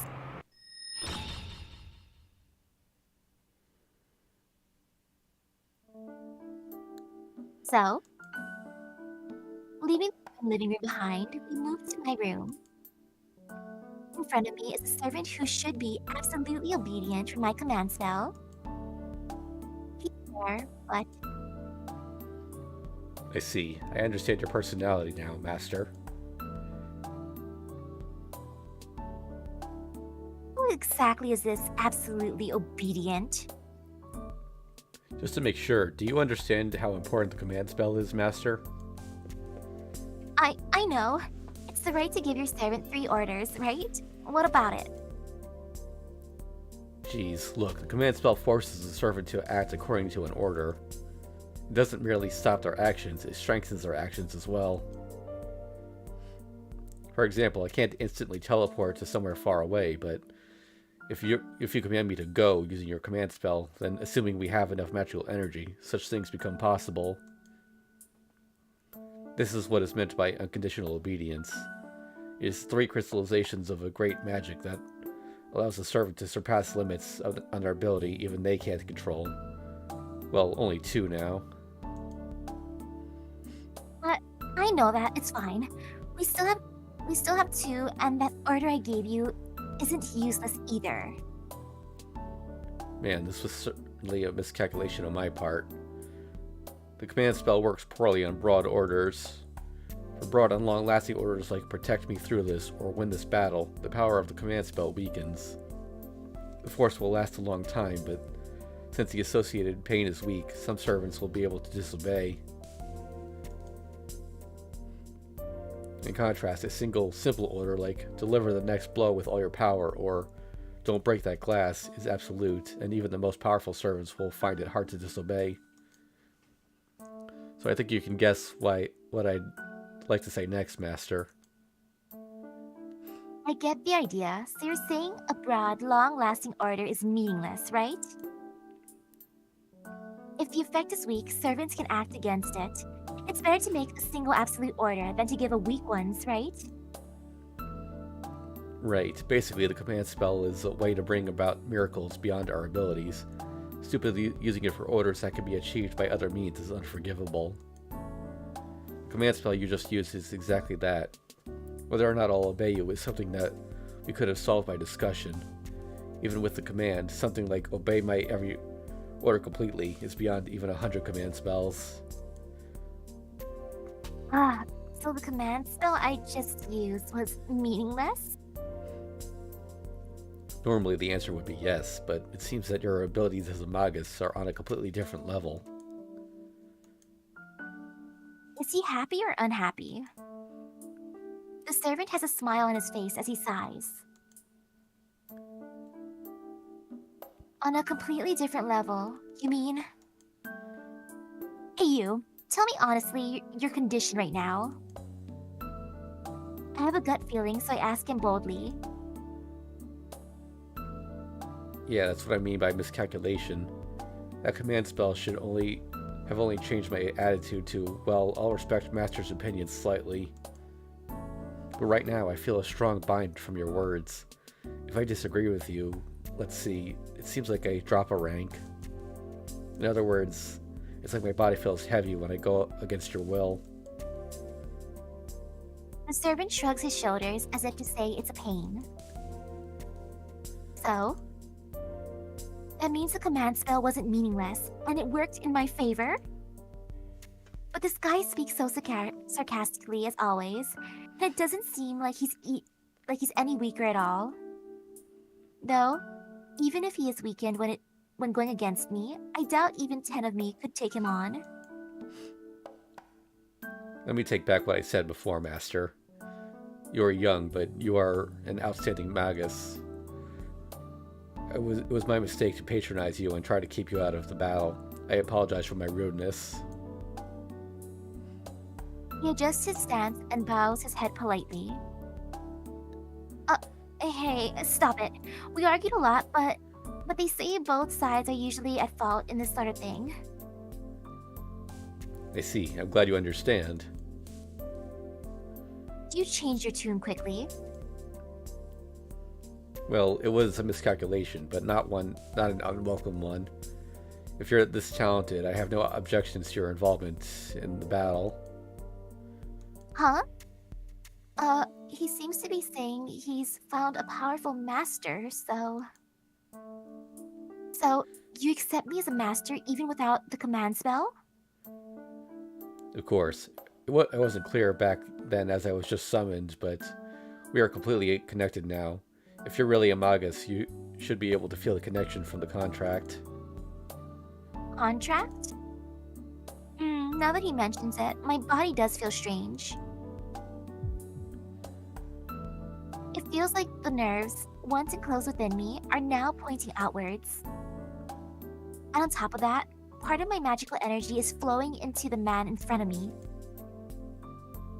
I see. Servants are called by the Holy Grail, but what keeps them in this world is... Right, the power of the master. Servants stay in this world by receiving magical energy from their masters.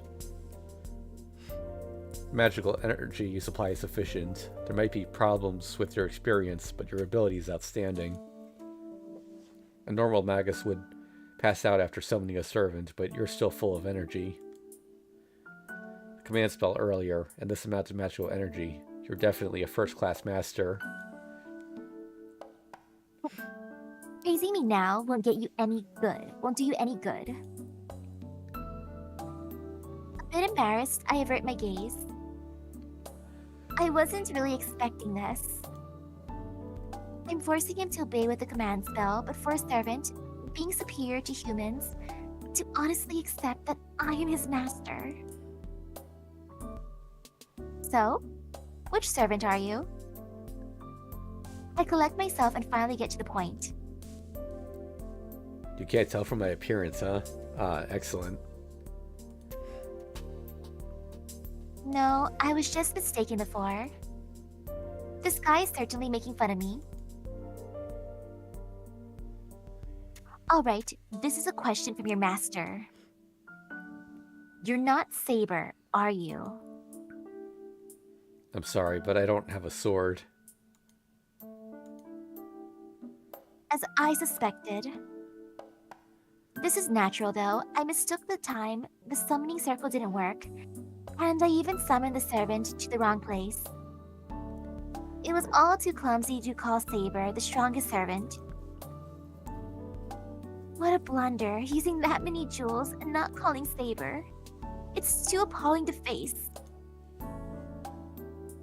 Well, I'm sorry. I'm not Saber. Huh? Well, it was a big mistake and I regret it, but it's my fault, so... Yeah, Archer isn't too flashy, I know. Alright, I'll make you regret your abuse later on, and I won't accept any apologies when that time comes. Huh? This is unexpected. The unknown servant seems disappointed by my fixation on Saber. What? Did I get on your nerves, Archer? I get it, but keep your eyes open. I will definitely show you how lucky you are. Archer protests with narrow eyes. The air he carries is offensive, but his behavior seems childlike and pure. You know, he might be a pretty good guy. Alright, then be sure you make me regret it later on, Archer. If you do, I'll honestly apologize. Yeah, and don't you forget it, Master. Knowing how great the one you summoned is, and know how great the one you summoned is, and be grateful. Though even if you do apologize, then I probably won't be satisfied.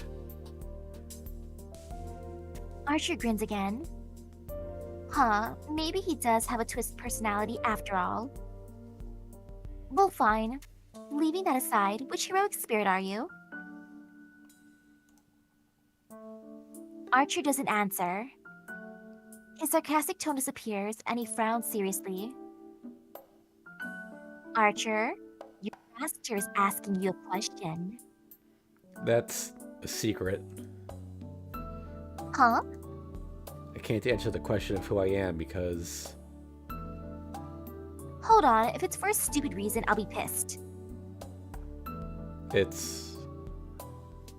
Oh, that face again. Archer must be really troubled as he opens his mouth like he'd rather not say anything. It's because I don't know myself. Wait, what was that? What? Are you making fun of me? I didn't mean to insult you, Master. But this is what you get for your failed summoning. It seems my memory is confused. I know who I am, but things like my name and origin are a bit vague. Well, they're trivial things to be missing, so we shouldn't worry about it. Don't worry about it. Of course I'm worried about it. If I don't know which heroic spirit you are, I can't tell how strong you are. Oh, that's no problem. It's a trivial matter. Trivial, you say? How can I make a plan when I don't know how strong my partner is? There's no way we can fight like this. Doreen, you got a gold servant. She can't complain. She got gold. What are you saying? I am the servant you summoned. Naturally, I am the strongest. Straightforwardly. The knight in red looks at me with absolute confidence and trust. What?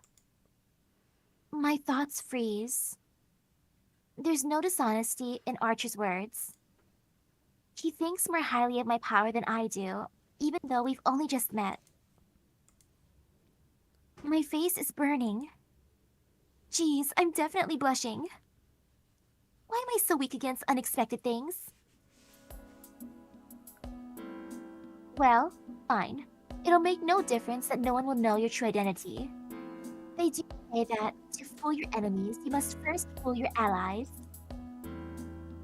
I say this to hide my embarrassment, looking away from Archer.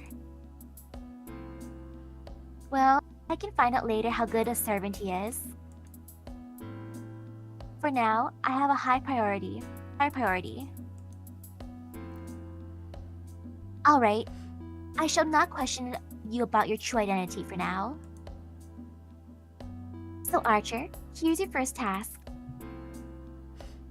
Already? You're aggressive. So, who's our enemy? As he's asking, I throw a dustpan and broom in front of him. Huh? Clean the room downstairs, please. You made that mess, so be responsible and clean the place up.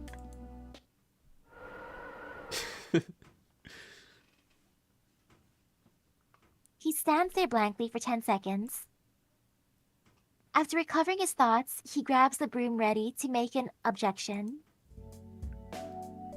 Hold on, just what do you think a servant is? Familiar, right? He's a bit insolent, so he's difficult to control. Archer swallows his words. I don't intend to take back my words, and I do have a trump card. Objection. I refuse such an order. This is an order as a master. Doesn't your body feel heavy when you go against your master's wishes? Ugh. Well, I'm sure it's... Well, oh. I'm sure... Oh, oops. No, yeah, Oh, yeah. it's... Well, I'm sure it's nothing to you, but the penalty would continue until you clean up the living room. Won't it be dangerous to fight in such a condition from tomorrow? Ugh. He groans for a few seconds, clenching the broom. The servant in the red coat, Archer, closes his eyes in dismay. Understood. Damn you, master. He acknowledges my request gracefully. Well, it's getting late, so I should rest for tonight. I can decide about how to treat him after I wake up.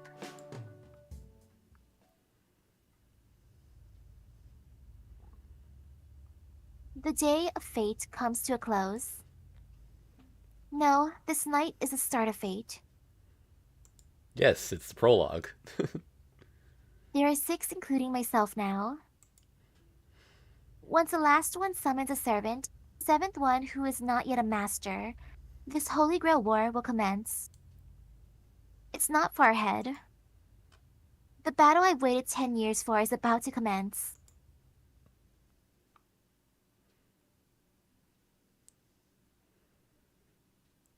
February 1st.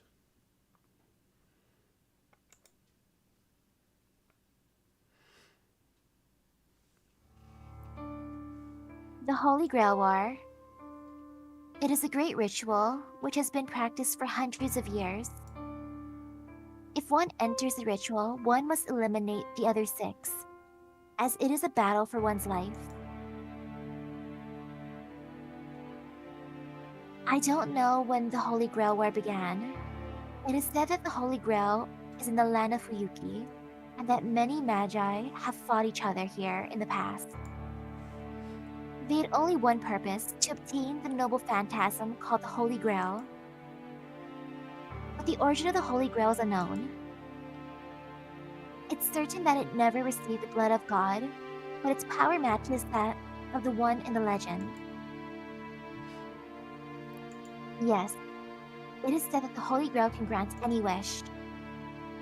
Only one has the right to possess it. The Holy Grail can grant one wish for one person. But 7 magi are needed to summon the Holy Grail in this land. One miracle, 7 collaborators. Well, the point is, it was only a matter of time before a fight broke out over the Holy Grail. It began like an ordinary fight over resources. The 7 magi used the power of the Holy Grail equally to summon a familiar servant to battle the other magi. Only one will obtain the Holy Grail. And so, each of them treated the other 6, once allies, now as enemies, and a gruesome fight began. This is the ritual called the Holy Grail War, a a competition between Magi for the Holy Grail. The Magi chosen by the Holy Grail are called Masters, and each Master receives a powerful familiar called a Servant, with the grace of the Holy Grail.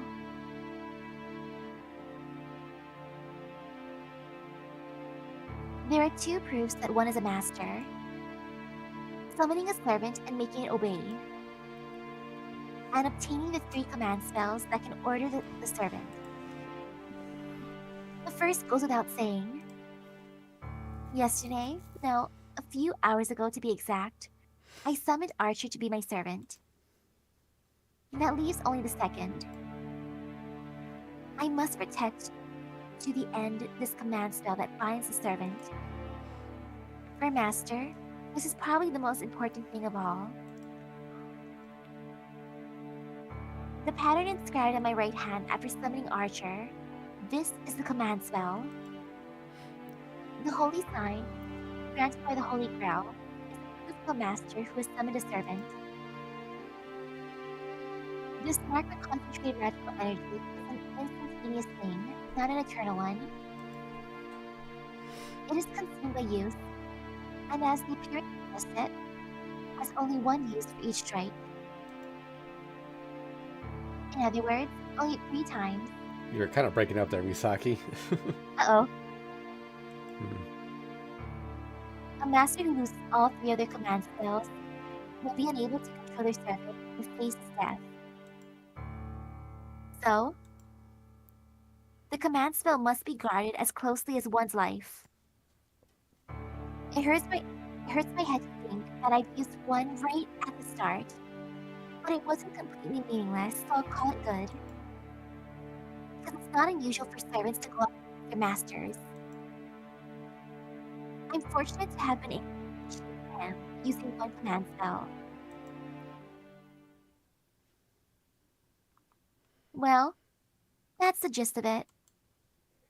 The Holy Grail War will start when the 7 servants are all summoned. I can't just sleep in.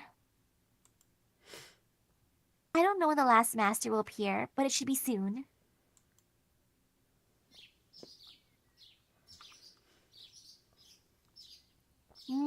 Morning already? I'm so tired. Looking out the window dazed, I notice the sun's already way up. It's past 9. I don't think it's a question of being late anymore. Glancing at the clock, I confirm to myself that I'll be skipping school today. Wait, isn't it 8? She didn't change the clock, did she? Yeah, I She can guess. still make it.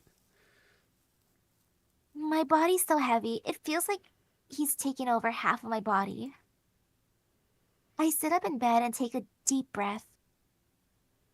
I'm not tired just because I'm not a morning person. Like Archer said, a master who has just summoned their servant cannot function satisfactorily. That's right. I summoned Archer, not Saber. I can remember clearly. Well, it's not something I want to remember, but even if I don't like it, there's no second chance. About a day until my magical energy returns, huh? Then I guess today will just be a test drive. I slowly climb out of bed. Yeah, I think she's staying home not because she's late, but because she doesn't have the energy. I fight a bit against the unreasonably warm air and my desire to stay wrapped up in my blanket. I knock out the desire to go back to sleep in the third second of the match and check myself in the mirror. Nothing's obviously wrong, except for the fact that I have only about half the usual magical energy in my body. Everything's up to par. Well, there shouldn't be any problems. For now, I want to check the situation. The servant I summoned is Archer. He's a rude guy with no manners to spare for his summoner and master. And on top of that, he doesn't know who he is. Oh, I'm getting a headache already. I'll have to live without his noble phantasm until his memory returns. Well, there's no way he can use it if he doesn't remember it. Servants are power familiars on their own, but what makes them the most powerful is the fact that they all have one powerful secret move. The problem is Archer says he can't remember what it is. Well, it's partly my fault, so we'll have to make do. That's right. As this is how things ended up, we're both on the same boat. I hope he sorts out his memory soon, but with the way he's acting right now, who knows when that'll be? Honestly, looks like we've got a lot of problems ahead.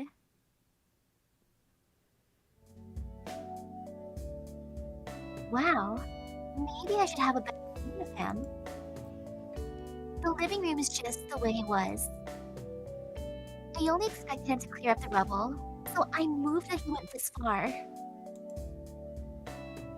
He must have felt bad about making such a mess of the living room, or he wouldn't have done this. I should call him admirable, or maybe just a nice guy. The sun's already up. You're pretty loose. I take it back. This shameless attitude, he doesn't deserve any praise at all. Morning. Mm. Oh, yeah. Right, that's her, right? Mhm. Morning. You seem pretty relaxed. I see you've made yourself at home here. Well, it's the room I spent the night in. I've pretty much figured out where everything is. Oh, since I was cleaning anyway, I cleaned up the kitchen too. I was expecting more of a mess, but it was rather clean. That's quite impressive considering that you live in a Western-style house by yourself. I'm getting a headache. Why is my servant checking my cleanliness? They say servants think only of battles, so maybe this guy's broken somehow.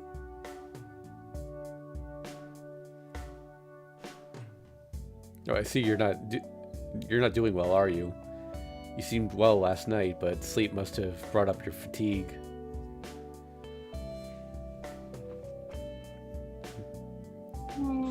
I'll get you a drink, if tea's okay. So at home in a stranger's house.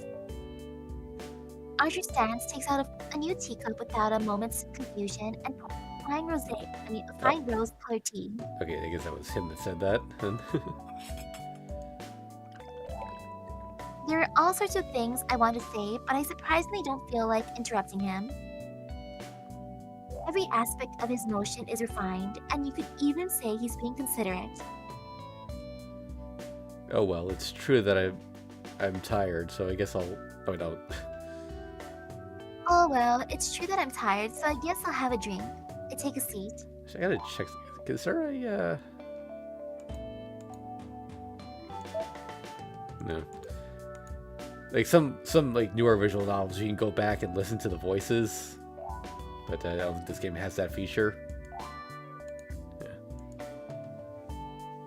He hands me the teacup silently, and I take a sip. Oh, it's good. Of course, it's an exotic Chinese tea. It's the best part of my favorite leaf, so I'd get mad if it tasted bad. In fact, I get mad when someone uses one of my favorites without permission. Yes, I would get mad, but when it's brewed so wonderfully, I'm too happy to complain.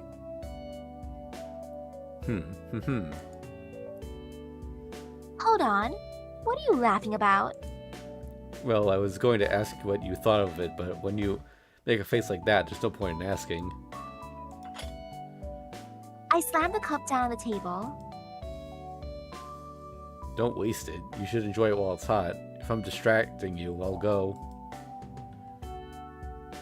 But no thanks, I didn't become a master just so someone could brew me tea. Besides, there's no need for you to do things without orders. I see. Certainly, it did not form a contract with you to brew tea or clean up after you. If that's how you want it, I'll be careful from now on. Right. What I need is a powerful familiar. I've never heard of a servant who does things around the house, and I've no need of one either. What do you mean, no need? Nothing. Interpret it however you want. More importantly, do you remember who you are now? Archer shakes his head. Just as I thought, it's bad. If he can't remember it after one night, it's not going to come back easily. Even if we test various things today, this is still... Alright, I'll work out what to do about your memory. Well, get ready, Archer. Since you were just summoned, you don't know your way around yet, right? I'll show you around town. Get ready. There's no need if you want to go, we can go right now. Hey, you're going to walk around like that? It hardly looks normal, and besides, other masters would be able to tell you're a servant right away. I don't intend to go announcing to everyone that I'm a master, you know. Oh, so that's what you meant. It's not a problem. Certainly, I will need to change, but only when I take form. Servants are spirits, after all. We become spirits not when not in battle to reduce the burden on our masters. Oh yeah, you're still a heroic spirit even if you're summoned already. Since it's the master's magical energy that gives you spirit form. If I cut off that magical energy... Naturally, we would return to spirit form. A servant in that state is like a guardian spirit. We cannot be observed by anyone except the master we are connected to by the ley line. We can still talk though, so it's no problem if we're going scouting. Wow, that's really convenient. In that case, it must be hard to search for other masters. Yes, but Magi can sense other Magi, right? In the same way, servants can sense other servants. If a servant knows powerful magic, they would be able to sense servants even from a distance. Archer says, a master is usually a great magus. A magus with strong magical energy is sensitive to other magical energy. But as far as I know, no one in this town has magical energy that strong. So what about you? Can you tell where the other servants are? Master, have you forgotten my class? Sensing distant enemies isn't a job for a knight. Well, I guess not. Archer's magical energy isn't that strong.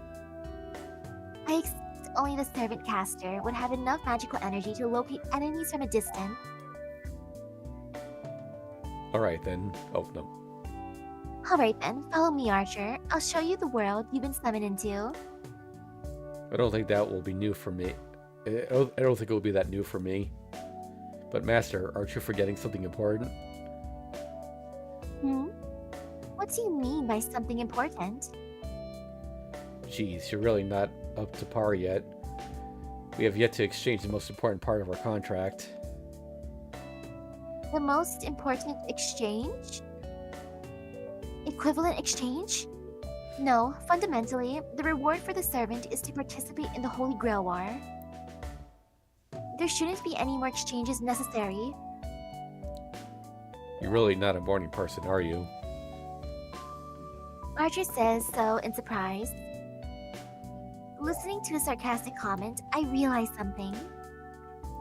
Come to think of it, he hasn't addressed me by name yet. Crap, names. I guess you've realized. Well, it's not too late. So, Master, what is your name? How shall I address you from now on? Archer asks sulkily. Damn it, he's a good person. Yes, there's no mistake. After all, there's no meaning to exchanging names. Servant and master have a relationship forced upon them by the command spell. For a contract with a normal familiar, the exchange of names has a great deal of meaning. But no such bond is needed between the master and the servant. But still, Archer calls it important. It's a proof of trust that we shall be fighting alongside each other, even without the command spell. I'm Tosaka Rin. You can call me whatever you like. I answer bluntly, unable to be true to my feelings. Well, actually, it would probably be easier for me to be addressed in a reversed manner like you or master. and he'll probably call me that. But that said, Archer mutters my name to himself. I should call you Reen. Yes, the name suits you well. He says something outrageous. Reen, what's wrong? You don't look normal. Shut up! Let's just go. We don't have time to relax. I turn away and start walking. I'm vexed. I don't know why, but I am. Did Archer say that just to make me feel this way? It's possible. He'll certainly do that sort of thing. Yes, that must be it. So my face getting hot and my heart pounding. They're all part of his plan. Be careful, Reen. You're going to have to work with this crooked guy from now on.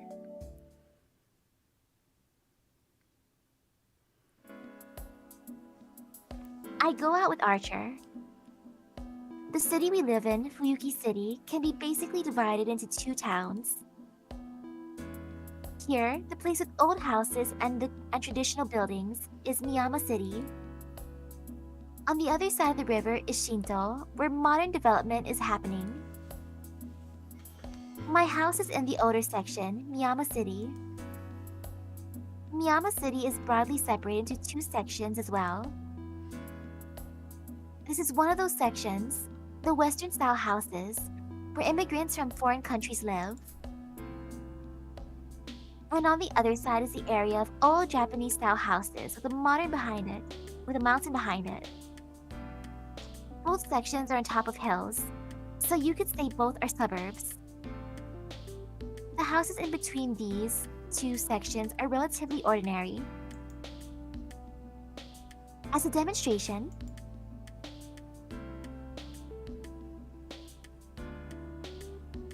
they're this ordinary.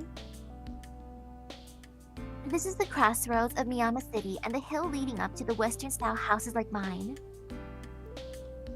On the opposite side, a hill leads up to the Japanese-style houses. A bridge leads to the neighboring towns of Shinto, and the other way leads to the school, shopping district, and even Ryudo Temple up on the mountain.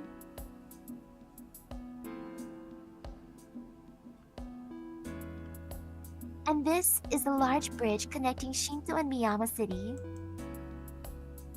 A few years ago, a big station was built over that side, and it has grown rapidly ever since. Since then, even though Miyama City and Shinto are in the same city, you could think of them as totally different places.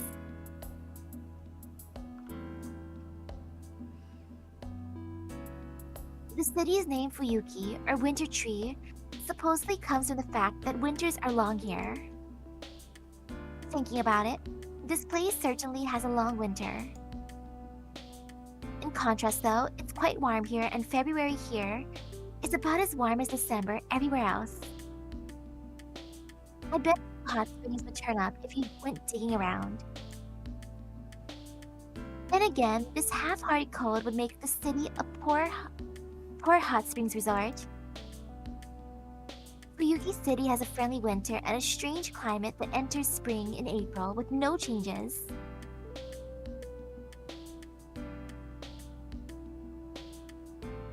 Shinto is all like this. The rapidly developing town started to build tall buildings as if rushed by something, and as a result, it looks very artificial. Though, only in the last 10 years. From what I hear, the Big Five here 10 years ago pretty much burned down the whole residential district.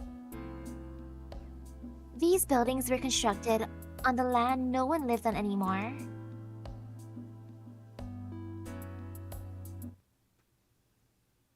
And this is the center of it. This is Shinto's park. Now that we've seen all the important locations, what are your thoughts? I ask Art.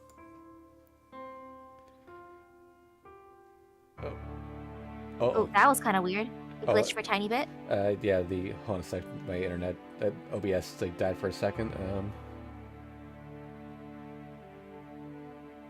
Okay, alright, yeah, I think it was just a blip. I think we're fine then. I'll reset Okay. your connection just in case. Yeah.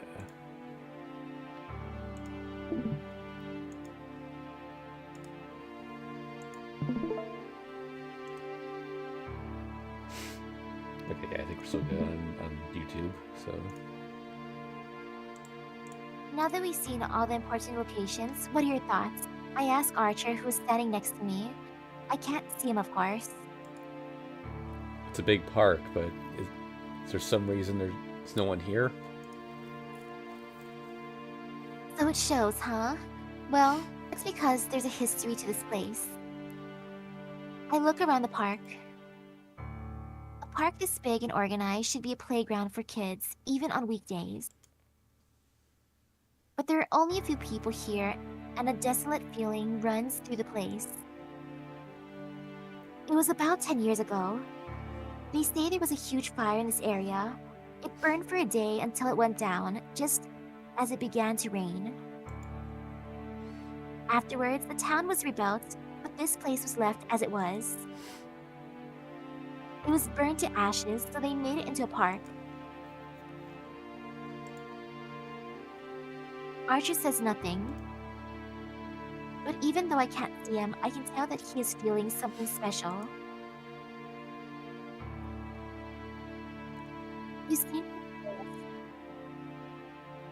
That's right, this is where the last Holy Grail War ended. I don't know the details, but the last war ended here, and the place has been like this ever since. I see. This must be why this place is full of so many grudges. Hmm? You can sense those kind of things? Servants are spirits. We are being similar to grudges and formed obsessions. Therefore, we are sensitive to such remnants like us. There were places in town with strong regrets, but this place is on a completely different level. To us, this place is more like a reality marble. Archer brings up an unusual term in a motionless voice. Reality marble. One of the magics considered the pinnacle of magi, said to be infinitely close to sorcery. For hundreds of years, Bounded Field has been the defensive field that protects a magus. Put simply, it's a vicious version of a security system on a house. A boundary field is something applied to an existing area or building to protect oneself from the outside enemies. Yeah, this was changed to bounded field in official translations later. But it is merely a transformation applied to what already exists. But a reality marble is different. A reality marble... Oops, for some reason it went... Okay, there, I put what? Screen. I don't know why I did that. All good now. Okay. But a reality marble is different. A reality marble is an image that erodes reality. The image word of a magus, the imagined word of a magus, a boundary field that paints over reality by letting a magus's heart take form. That is what we call a reality marble. In other words, it's a large range magic that distorts, no, remakes the world as the magus wishes. Rin, what are you thinking?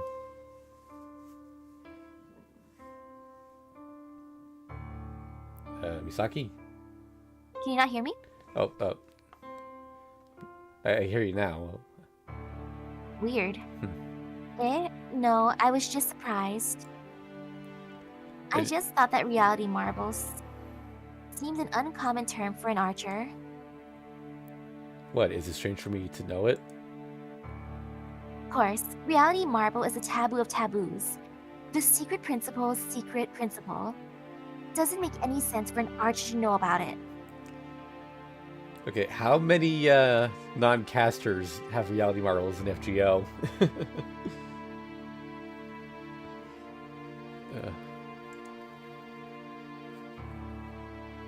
Isn't that right? I ask with my expression. And then I sense him slightly sighing heavily next to me. Rin, a hero is someone who excels with both magic and weaponry. It's fine if you want to think that an archer can only use bows, but please don't take such an optimistic view of the other servants. Ah, come to think of it, he's right. I understand. It was a careless thing to say. I'll be careful from now on. So it's okay, right? Rin, I'm going to be honest. You're excellent, but because of that, you have a habit of underestimating others. You should reform that habit before you grow up. You're being rather rude. Reform? That's like training bad habits out of a horse. Oh, excuse me. I didn't mean to make it sound like you're a disobedient horse. I just used the word because it suited your image. Hey, that's even worse. Ouch. My right arm suddenly hurts. Rin? Be quiet for a second, Archer. The command spell engraved on my right hand is hurting. A small warning as if to get my attention. Someone's watching us. I extend my consciousness to the surroundings. I roll out the threads of my consciousness and search through the park. I can't find him. What about you, Archer? It's difficult. I can't even feel the stare. Then it must be a master watching. I don't know who it is, but if Archer can't sense it, it has to be a master. There aren't 7 of us yet, but if we wanted to, we could start the fight at any time. It seems the one watching us wants to battle, but the command spell reacts to the command spells. Oh no, I think that's... Oops. Yeah. The command spell reacts to other command spells, so that must mean that if you are a master, you should be able to recognize other masters when you see them. Then wouldn't that mean you should be able to identify the other master too? Yes, the superior magus can conceal their magical energy. Even though command spells react to each other, they operate on magical energy. If the master has closed his magic circuit, it'll be hard to find him. That's troubling. That means we are showing them our location. That's right. Well, if I search around my house, I should be able to find something that kills my magical energy, but... You don't need it? Right, because if I don't hide it, they'll come to us, right? It saves us the trouble of going to find them. Archer takes a deep breath and goes quiet as if he's shocked. What? Do you want to say I shouldn't be overconfident? I ask, remembering our previous conversation. But Archer just says, Oh, that's impossible. You're strongest like this. Yeah, you can let those weaklings follow us about. he says, trying to hold back his laughter.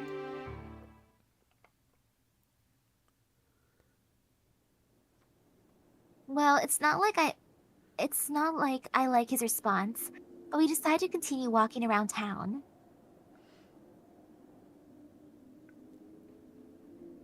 We tour the important places, really dragging our observer around. Have dinner along the way, and bring things to a conclusion. We've been walking a lot, and now it's 7. At this time of night, our destination should give us the best view.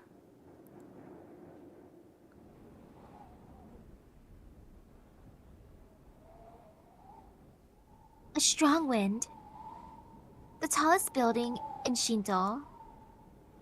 The view from the rooftop of this building is a fitting end for the day. What do you think? This place has a great view, Archer. Jeez, I pity whoever you go out with someday. You dragged me around all day. Did you say something, Archer? Just an honest opinion. Oh, this is certainly a nice place. If we had came here to begin with, we wouldn't have had to walk around like we have been. talking about. Certainly, it's a nice view, but all you can tell from here is the overview of the town. You have to go to the places themselves to know the layout. That's not true. A class isn't archer for nothing. You can't be an archer unless you have good eyesight. Is that so? So can you see my house from here, Archer? No, I can't see the neighboring town from here. And most I can see as far as the bridge. At that range, I can count the number of tiles. No way. The tiles on the bridge? That's not just good. His eyesight could match the telescopes you find on these rooftops. I'm surprised. You really are an archer. I'm pretty sure that is actually the line. The archer class really is made up of archers. That's how it gets translated in later versions, but Rin, I don't like to think that, but are you making fun of me? Of course not. I just misunderstood. Because even though you're called Archer, you don't seem like one. That's a troubling claim. I shall question you further on this matter when we get home. It seems Archer has taken a liking to the view as he falls silent. He's probably working out the town's layout. I can't interrupt while he's surveying the battlefield. I leave Archer's side and move to the edge of the building.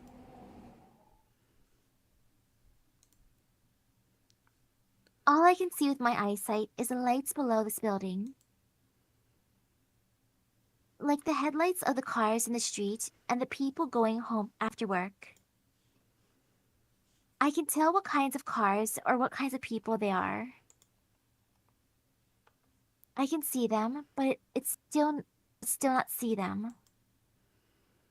Just like noticing someone is watching before me, but not being able to see the watcher. At the very least, there's one person that has his base in Shinto. I strain my eyes and stare below me. There are 7 masters in all. I still don't know who the masters are, nor which servants they command. Right now, I assume all the masters are walking around town, collecting information on other masters. Suddenly, I feel someone's eyes on me. There's no reaction from my command spell. I just feel someone's eyes on me. From below?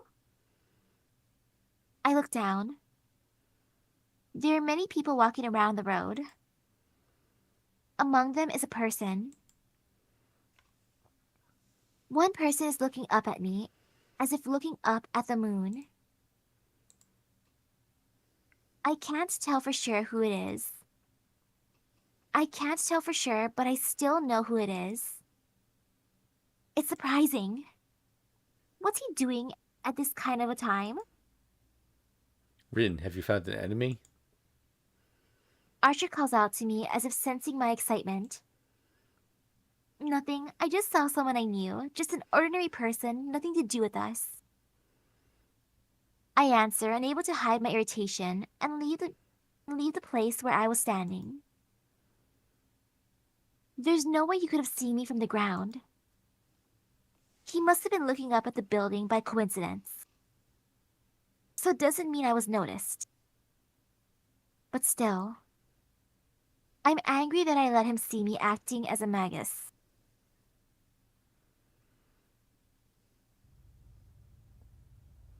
By the time I get back to Miyama City, it's already past 9 o'clock. Unlike Shinto, Miyama City is an old-fashioned residential district. No one walks around after 9, and the town grows as quiet as midnight. So, that's pretty much it. Do you have a good idea of the town? Hmm? Yeah, I get it. I'll figure out the rest as we go along. Then we're done for the day. I'm not up to par either, so let's go home and rest.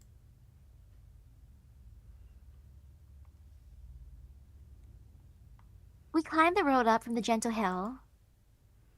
And There's someone walking in front of us. Huh? Sakura? This is bad.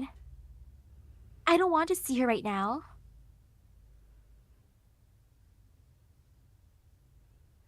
Rin, why are we hiding? Shut up. Oh, the person is someone I know. I skipped school today, so I don't want her to see me. So I don't want to see her. As I speak, I look at the figure ahead of us. On the road, there's the well-known first-year student, and a foreigner I don't know. I always forget he shows up here. Like,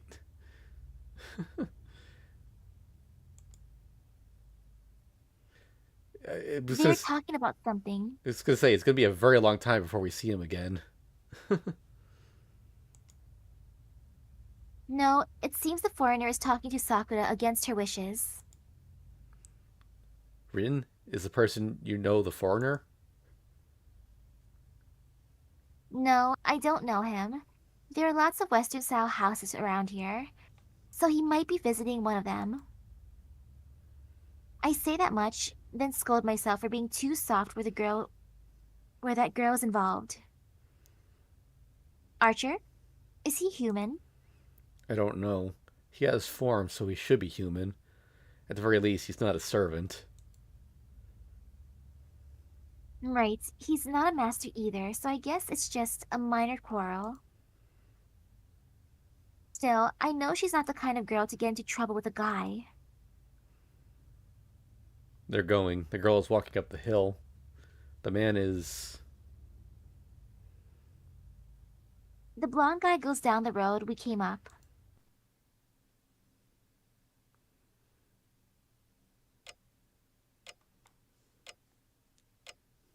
Well then, you can use this place. I'm going to bed unless you have any questions first.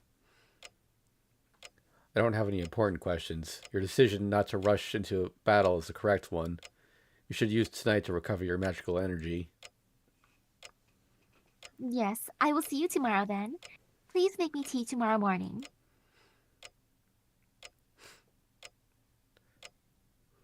Fatigue hits me hard once I walk into my room. Oh yeah, I have to contact Kirei before I go to bed. That annoying priest. He'll already be getting ready to call in a substitute magus. I don't really care about that, but he is my guardian, so I should at least do the right thing. Phone. I dial the number. And soon, the fake priest picks up. Kirei, it's me. I formed a contract with a servant just yesterday, so register me officially as a master. A brief silence. Kirei's silence has enough pressure to stress you out even over the phone.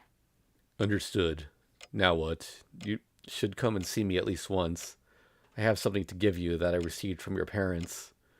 They say to give it to you only if you become a master before you become an adult. You mean father's will? I already deciphered it and got the items, so it's fine. I'll come and see you if I feel like it. Goodbye. Wait, Rin, if you are a master now. I hang up, not hearing him out. Listening to Kirei's lecture while I'm tired won't help me recover my magical energy. Right, all preparations are done now. All that's left is to sleep. When I wake up next, it should be a completely different morning. 10 years ago, the Holy Grail War in which my father competed as a master and was defeated. Now I'm entering the same battle.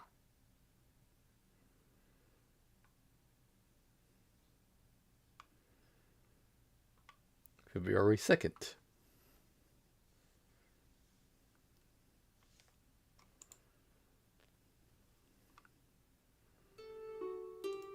So, after breakfast, I'll explain my immediate plans. What? You're going to school? Yes. Do you have a problem with that, Archer? No problem, it's just. Archer hesitates but does not object. He must have realized yesterday that I'm not the type to take back my decisions. I can kind of tell without him saying so. Archer is sarcastic, but he has an honest side to him. So it seems he won't complain about something he's accepted. Yes, in other words, he's faithful in an awkward way. This is my conclusion. No more of an intrusion after watching Archer for all of yesterday. Rin, as you are a master now, you must always be cautious of other masters. School is a place where it's hard to remain prepared against sudden attacks. That's not true. Look, Archer, even though I'm a master now, I don't intend to change my lifestyle. Besides, a battle between masters is something that should be done out of public view, right? So if we are at school, where there are lots of people, I don't think we'll see the kind of surprise attacks.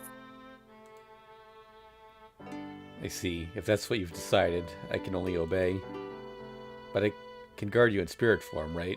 You don't intend for me to stay here while you go to school.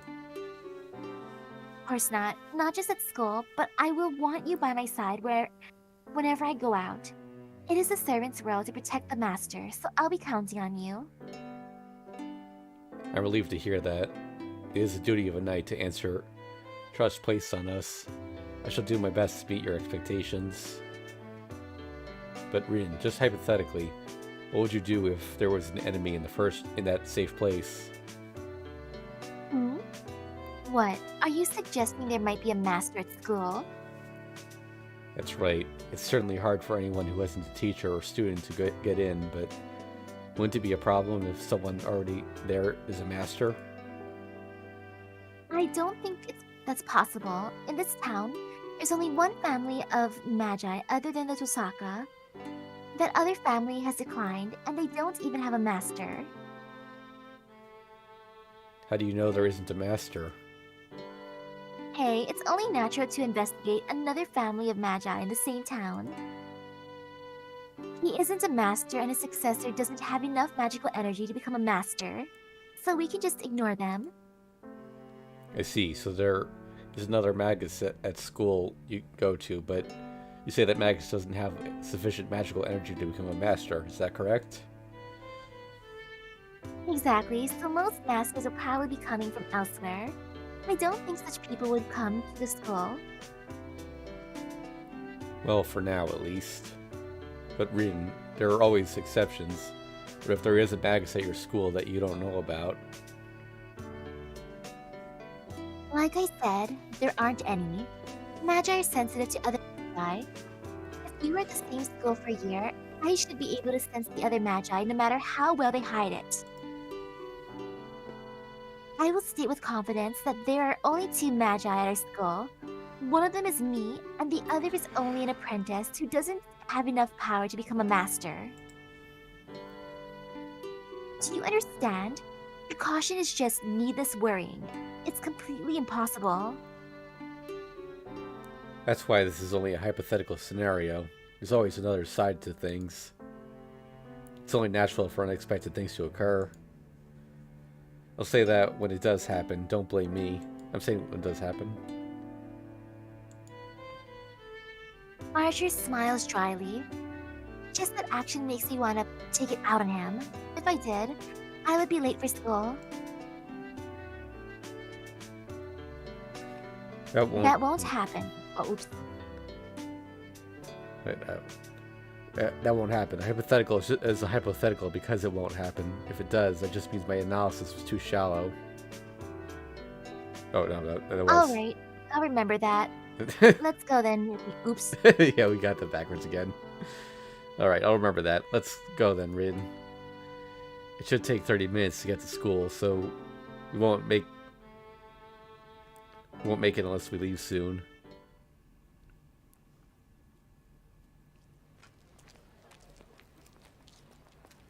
I'm surprised. Hypotheticals do happen. Yes, I'm surprised as well. Wow, it pays to argue over everything. It had an unexpected payoff. As soon as we pass the school's main gate, we joke around like that. Around us are students heading to classrooms, and it's almost time for homeroom. Wait, since you're joking around, is she talking out loud to like nothing?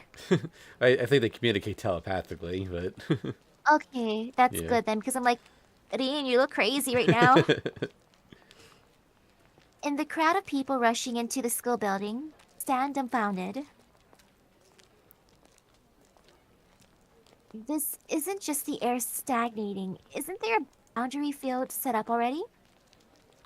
Oh wait. I think Archer's saying the first line. This isn't just the air stagnating. Isn't there a boundary field set up already? It's not complete, but the preparation seems to have already started. If he's doing this so openly, he must be a real big shot. Or a complete amateur. A boundary field like that lets others notice the abnormality is only third class. To be first class, it has to be hidden until it's activated. Oh, god damn it. So, which do you think it is, Rin? Who knows? I don't care if he's a third class or first class. I'm just going to beat him mercilessly for setting up such an indecent thing in my territory. I walk angrily through the schoolyard. As a magus, I'm not about to mince words, but I can't be satisfied until I properly punish the creator of this boundary field.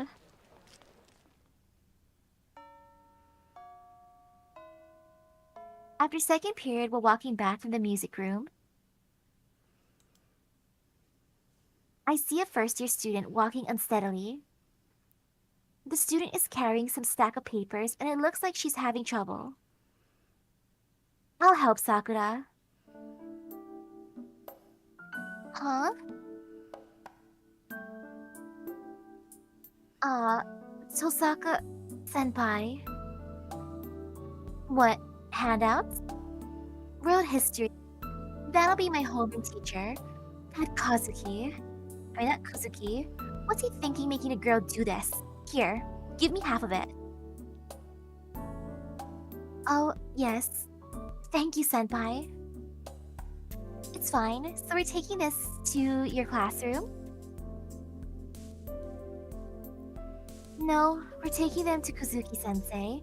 He said he's recalling them because there was a misspelling. I understand. Kuzuki's really stubborn. He's the guy who canceled a whole test just because there was one misspelling in it. Huh? You mean the school's exam? Right, I think it was last year's midterm. He came in while everyone was filling in their names and said in his usual tone that the midterm had a misspelling in it. He said that the question was not correct, so that the midterm was to be cancelled and retaken at a later date. We were surprised, but so were the teachers, and they still talk about it today. That's just like Kuzuki-sensei. He doesn't think teachers would make any mistakes. He goes too far though. You'll realize soon too, Kuzuki is as stubborn as a rock or a mountain. Tosaka-senpai. You must really like Kuzuki-sensei. It's rare for you to talk about someone like that. Really? Well, I do think he should be more flexible, but... I think that, but I also think he's not bad this way. At our school, there's a teacher liked by all students and a teacher feared by all students. The balance between the two works so well that I think Kuzuki-sensei is a good disciplinarian. He's a stick in the carrot. He's a stick in this carrot and stick approach. Well, you'll get to see more of him once you reach second year. He teaches ethics too. More importantly, Sakura, is it alright if I ask you something? Huh? What is it, senpai? It's about yesterday. Were you talking to a strange foreigner? Oh, you're watching, senpai? Just by chance. So what was it? Did you know him? No, well, he He was a strange person, and he seemed to be lost. He asked me lots of things, but I couldn't make out what he was saying, so, um... Ah, so she ran away. I see. Sorry, I was just a bit curious. No, it's alright. Um, here is fine, Senpai. I only have to hand these to him now. Okay, see you later then. I pass the handouts back to Sakura. As I start to head back to my classroom, I pause. Sakura, how are things? Yes, it's okay. I'm doing fine. I see. Well, if Shinji does something again, tell me. He doesn't know when to stop, so it will only get worse if you don't say anything. It's fine. You don't need to worry, Senpai. Nissan has been kind recently. If she says that with such a smile, I can't say anything else. I bid her goodbye once more and turn my back on the familiar junior.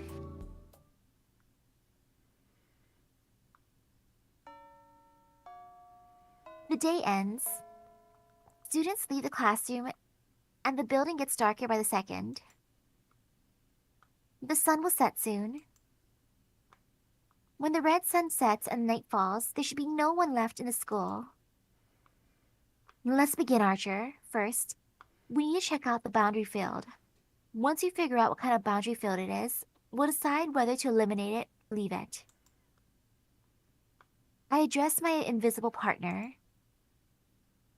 Archer must understand as I sense him nodding. A boundary field is something that protects its caster.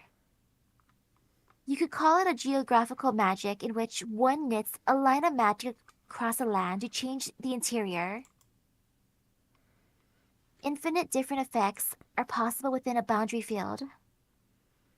There are all sorts of boundary field, from ones that conceal the area from people's eyes, to ones that limit the use of magic within them. The most aggressive of all, those that oppress life forms within them. The boundary field laid out over our skull is of that kind. It is not yet complete, but once it is, everyone in the school should fall unconscious. But something like this won't affect me. After all, a boundary field is something targeted not at me, but the place I'm in.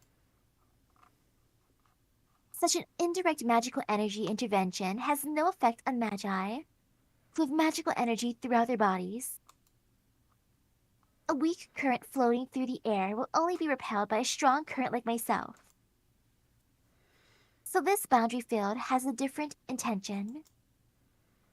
I don't know what kind of person set up this boundary field, but his intention is not to defeat a master. It's hard to believe, but his target is everyone in the school.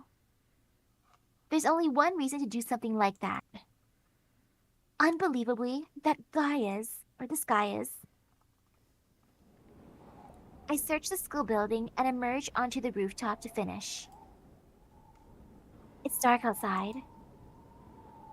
It's 8 o'clock now, way past the school closing time which is 6.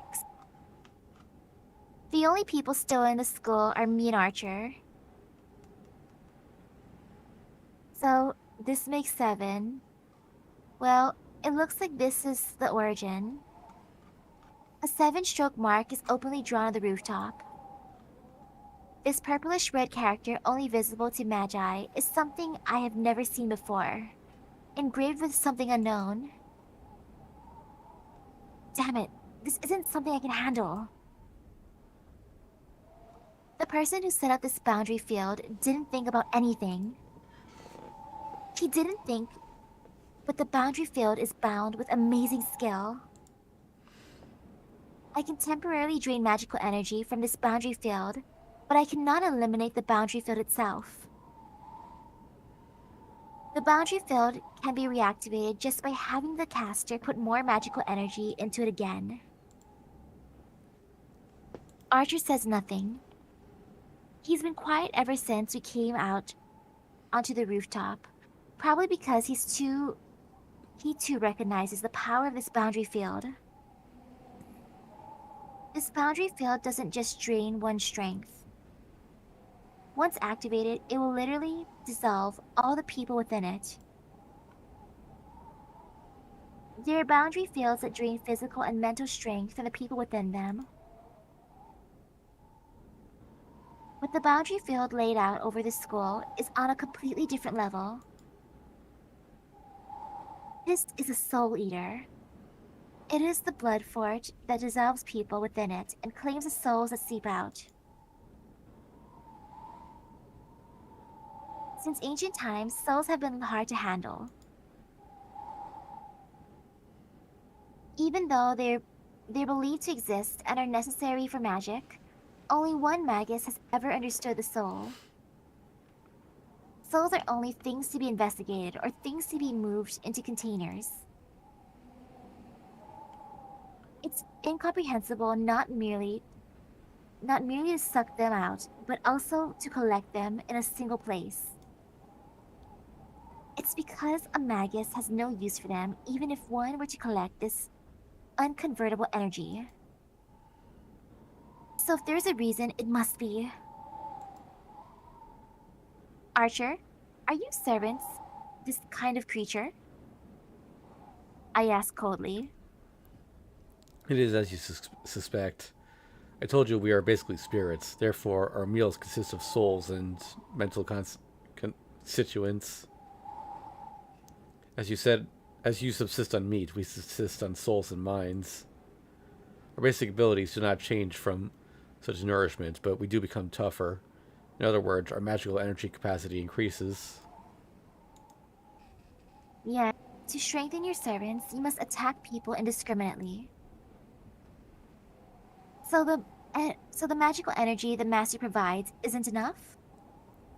It's not that, but it doesn't hurt to have more. In war, if you lack strength, you make up for it with supplies, right? It's a basic tactic for a master to steal energy from the people around them. In that regard, this boundary field is very efficient. Archer is saying that if I want to win, I should kill people and steal their strength. How simple. I already knew that. That's why I think I know which path I am going to choose. That annoys me. Don't ever mention it again, Archer. I say so while staring at the mark on the ground. For some reason, Archer sounds happy as he confidently answers. Well, let's erase this. It's meaningless, but it should hinder them a bit. I approach the mark engraved on the ground and extend my left arm. The magic crest on my left arm is the Book of Magic, passed down to the Tosaka family. I switch on my sense. I push magical energy into my magic crest, read the part that explains the elimination of boundary fields, and now all I have to do is activate it.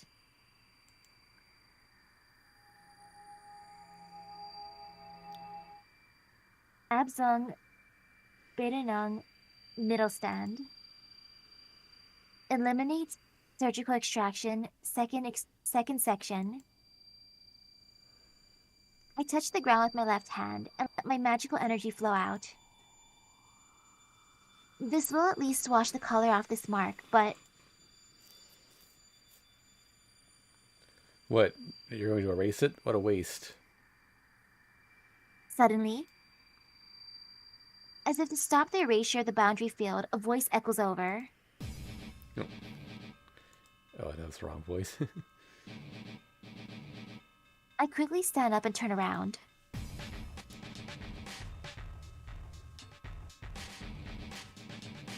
Dramatic angles. On top of the water tower. In the sky 10 meters away, a guy looking down at me. Deep ultramarine that melts into the night. His grin is wild, and a bestial smell carries on the wind. The stare of the beast is a cool one. Does that mean he smells bad? I think Bestial so. smell. The man in blue looks at me like an old friend, even in this situation. Is this your doing? No, petty tricks aren't a magic, are the Magi's job. We only fight as we are commanded to. Isn't that right? You over there? Casual, but his voice is filled with murderous intent. This guy can see Archer. As I thought. As I thought. Oh, no, Oh, yeah, that is her. him? It's her. As I thought, the servant. That's right. Since you can tell, I can consider you as my enemy, right? I mean, clearly he's a servant or a really weird cosplayer. My spine freezes. A normal, light tone of voice. And it's colder than anything I've ever heard. Scary enough to make me vomit. I can't tell how I should move or what my best course is. But my reason is telling me absolutely not to fight this man right here. Wow, that's pretty good. You seem like you don't know anything, but you grasp the important points. Man, I messed up. I shouldn't have called out to you just for fun. The man raises his arm. It happens in an instant. The arm that held nothing until now.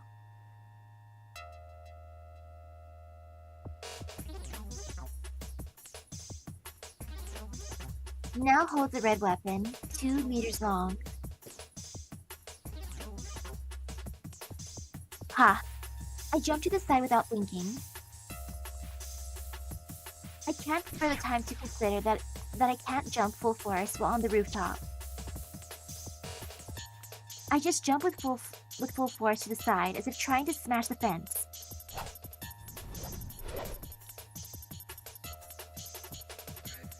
A whirlwind brushes past my hair. Barely made it. He rushed me in an eye blink and mercilessly slashed at the space I just occupied. Ha, you got some good legs, young lady. The blue whirlwind pursues me. There are no escapes. The fence is behind me, to my sides. No, I won't make it.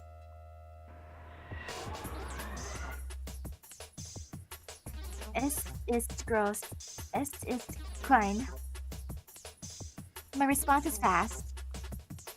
I run the magic crest on my left arm and assemble the magic in a single measure. It lightens my body and adjusts gravity. In this instant, my body becomes light as a feather and I leap. Reading. I know! Let me handle it. I jump over the fence and fall from the rooftop.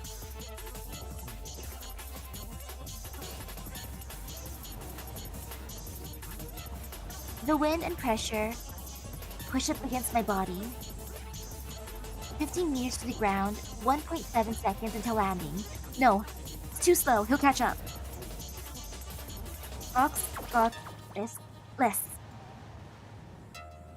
Archer, take care of the landing. Ha! I let Archer take the impact of the landing and start to run as soon as my feet touch the ground. First, I have to change location. I have to go somewhere where I can move around freely, not a small place like a rooftop. We have to move to a large field with no obstacles to play to archers and my strengths. Ha! Ha! I run from the rooftop to the school ground in less than 7 seconds. It's more than 100 meters. My speed is so fast that normal people would see only a blur. That's... Man, those are really good legs. It'll be a waste to kill you here. meaningless against a servant. Archer! At the moment I step back, Archer steps in front, taking form. A cloudy night. In Archer's hand is a short sword that reflects the weak moonlight. Wow. Wow. Oops. Oh, yeah. The man crooks his mouth. That's good. That's the way to go. I don't mind people who are quick on the uptake. A large whirlwind. The weapons. That's the weapon swung at me on the rooftop. The blood-red crimson lance that tried to mercilessly slaughter me. Serve it. Oh, that's Rin. Servant, Lancer. That's right. And your servant is Saber. Or maybe not. Who the hell are you? There's no sign of his previous casual demeanor. In response to Lancer, full of murderous intent, Archer remains silent. The distance between the two is about 5 meters. The weapon in Lancer's hand is about 2 meters. For the man with the bestial smell, I feel like the remaining 3 meters are meaningless. Heh. You're not the type to engage in one-on-one combat, so you must be Archer. Archer doesn't respond to the sneering voice either.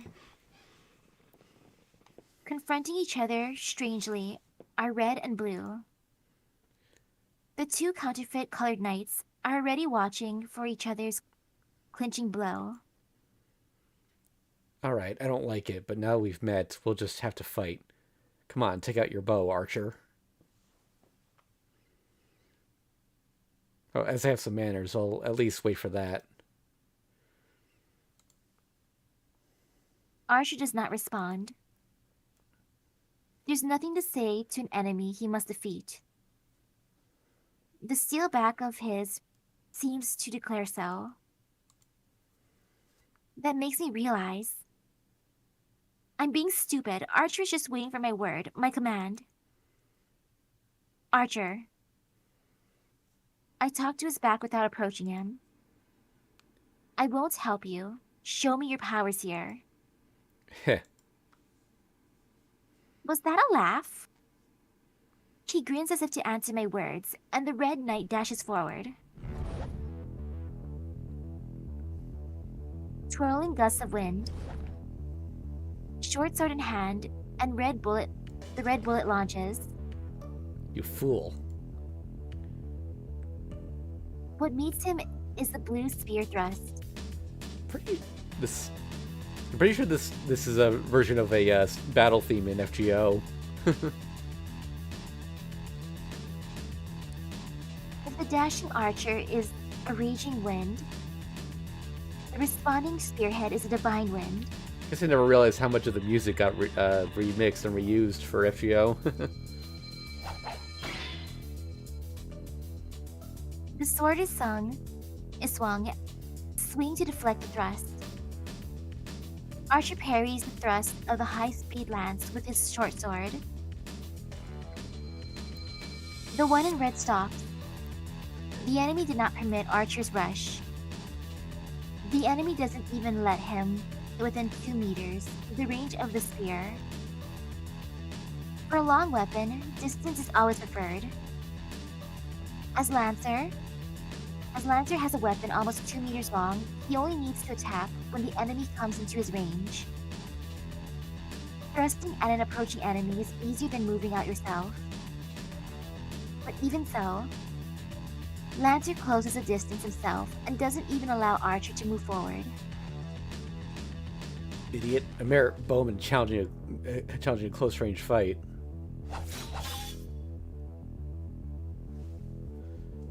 His temper is like a burning fire.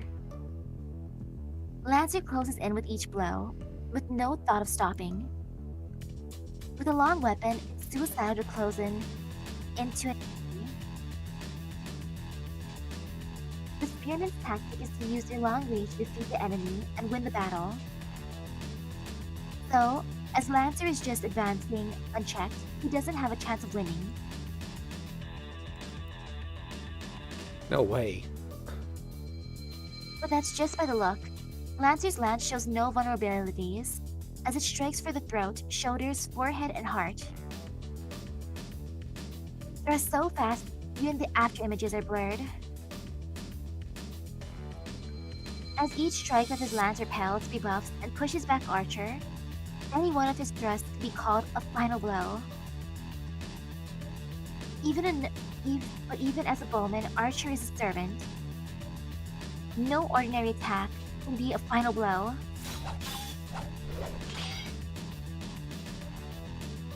Ha! Ha! Oh.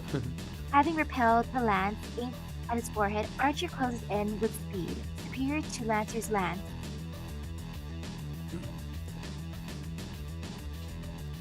Based on its shape, you might think that the main attack of a lance is a thrust, but the basic strength of a lance is a swing.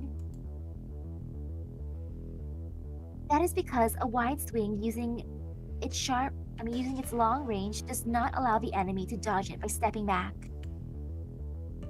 A partial retreat does not allow escape, but an attempt to counterattack will only result in a slashed stomach.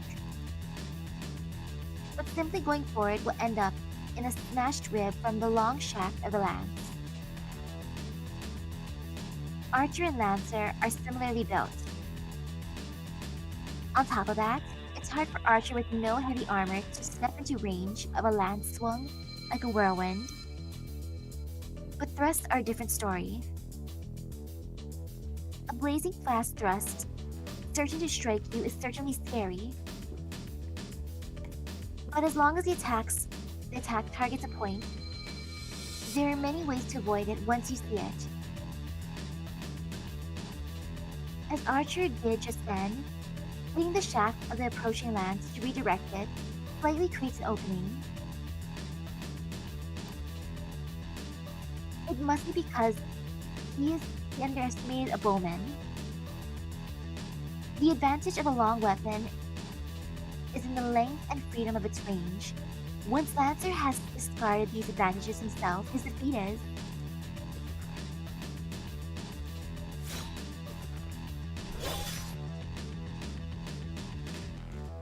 Huh? Oops. Yeah. The one in red stops. A nightmare-like time is reversing. The thrust is faster than the previous ones. Gah. Archer tries to parry the blow, but he gets flicked away along with his weapon. There are no openings in Lancer's attack. No, not just that. The thrusts increase in speed and power without limit, and it becomes a final blow even for a servant. We were the ones that underestimated him. For that servant, for Lancer's weapon, there are no general rules about lances. Who could ever parry continuous attacks without even space to breathe between them? Archer manages to retreat a bit and parries, and as a result, the distance between them opens a little. That distance. Lancer uses that distance as a runaway to launch an even more powerful attack. The raging continuous attack is only a repetition of that. But the blows themselves are godlike. 10 blows already. No, it must actually be many times more than that. The heavy rain of the lance pours with yet more strength, trying to skewer Archer to death. It's not fast, but it's just skill. It thrusts like a waterfall, with no change in speed. What can Archer do as he's now on the defensive? With such a short sword, he can only parry the lance. He has no way to close on Lancer, and he continues to retreat. A vacuum of steel unfolds. Support.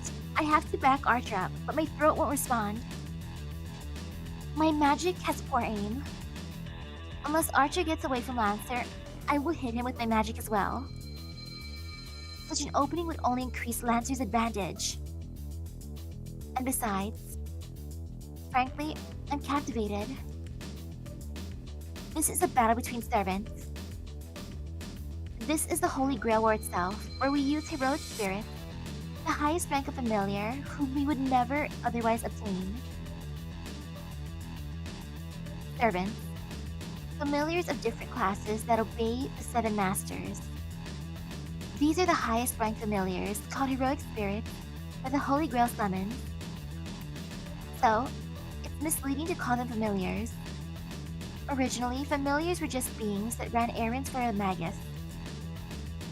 Imagine, perhaps, a cat in boots, or a cute white bird, or a black dog that doesn't obey its master, or something like that. Familiars that a mere magus can summon are of that level. Familiars are just familiars. They're only mascots that run errands for their masters, so they cannot be beings stronger than their masters. But servants are different. They are the most powerful beings. Even for sorcerers, of which there are only 5 in this world, it would probably be impossible to form a contract with them. It's not that the summoning is hard, or even that the ability of the servant surpasses that of the magus. Servants themselves are beings above magic. I'll make it clear. Servants are heroes in the past. Myth, legend, fable, history. Fiction or not, superhuman beings who gain concrete existence in folklore are what we call heroes. A hero that becomes eternal in people's minds is no longer human after their death and is prompted to another form of existence. Humans who bring about miracles, save people, and achieve great deeds are called heroes even after their death. After being so called, they are promoted to heroic spirits after their death and become guardians of humanity. It doesn't matter whether these people exist in reality or only in stories. It is people's minds that create a hero. People's wish is that this is how things should be. Give them form and set them up as real. Authenticity doesn't matter. They can have form as long as they have frame as the legend, and people have faith. The ultimate ideal humans have created. The greatest human people have created. These are the heroes, the heroic spirits. And of course, since they are beyond human, they cannot be controlled by humans. A magus usually borrows their power only to mimic them. They can't summon the heroic spirits themselves. But the Holy Grail made that impossibility into reality. It summons a heroic spirit beyond human control and turns it into familiar, obedient to the master. That nonsense is proof that the Holy Grail is almighty. And with the passing of years ignored, the heroic spirits are summoned. The most recent from 100 years ago, the oldest from the ancient days. The 7 heroic spirits obey each of the 7 masters, protect them, and eliminate the masters of the enemy. Heroes from every age and country are revived into the present day to kill one another for supremacy. That is why this ritual is called the Holy Grail War.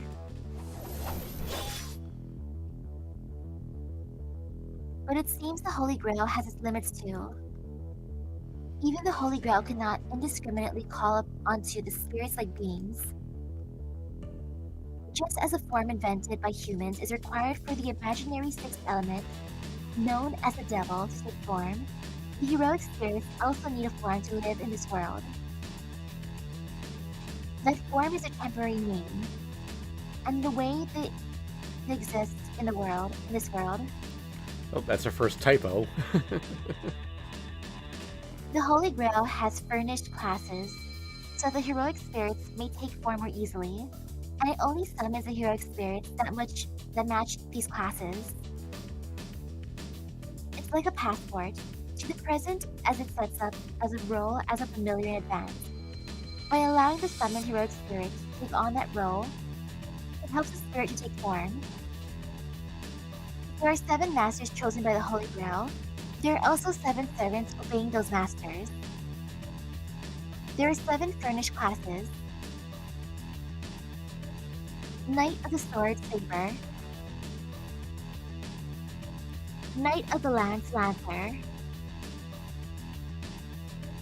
Knight of the Bow, Archer. Mounted Soldier, Rider. Magus, Caster. Silent Killer, Assassin. Mad Warrior, Berserker. Only the heroic spirits with attributes of these classes are summoned to the presence to obey the master and become a servant. And then there's also Ruler, Avenger, Foreigner, Alter Ego. And then that other new one. That is the servant system.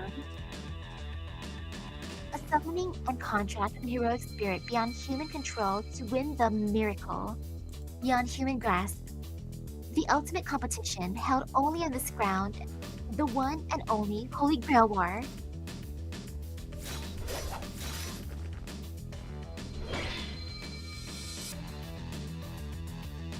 A loud crash. The short sword that deflected Lancer's lance flies from Archer's hand. This is Lancer's technique. A straight thrust that turns into a sweep at Archer's wrist. It was a blow Archer could not avoid, even if he had seen it coming. There was no effective way of parrying a lance with a sword. A strong rebuff only results in a stronger counterattack, and a weak rebuff does not create any opening. The important aspect of the battle between a sword and a lance lies in defeating the enemy when he is at the wrong range. Idiot. There's no hesitation in Lancer. His movement to push Archer back stops. He must intend to end the match in a single instant. The spears of the firmly placed Lancer and the swordless Archer clash.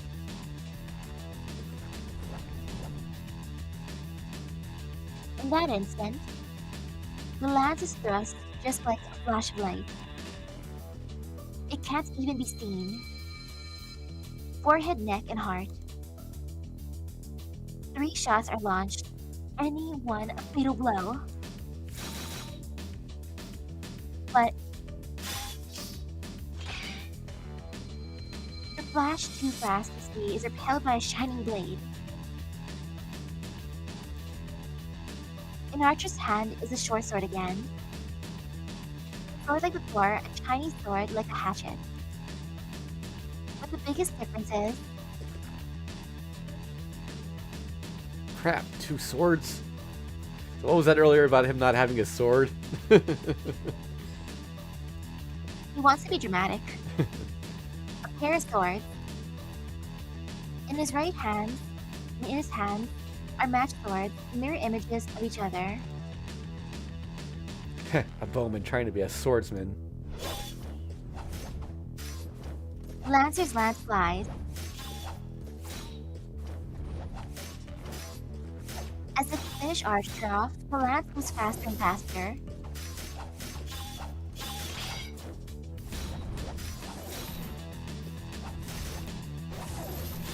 Archer defends with a burning spirit.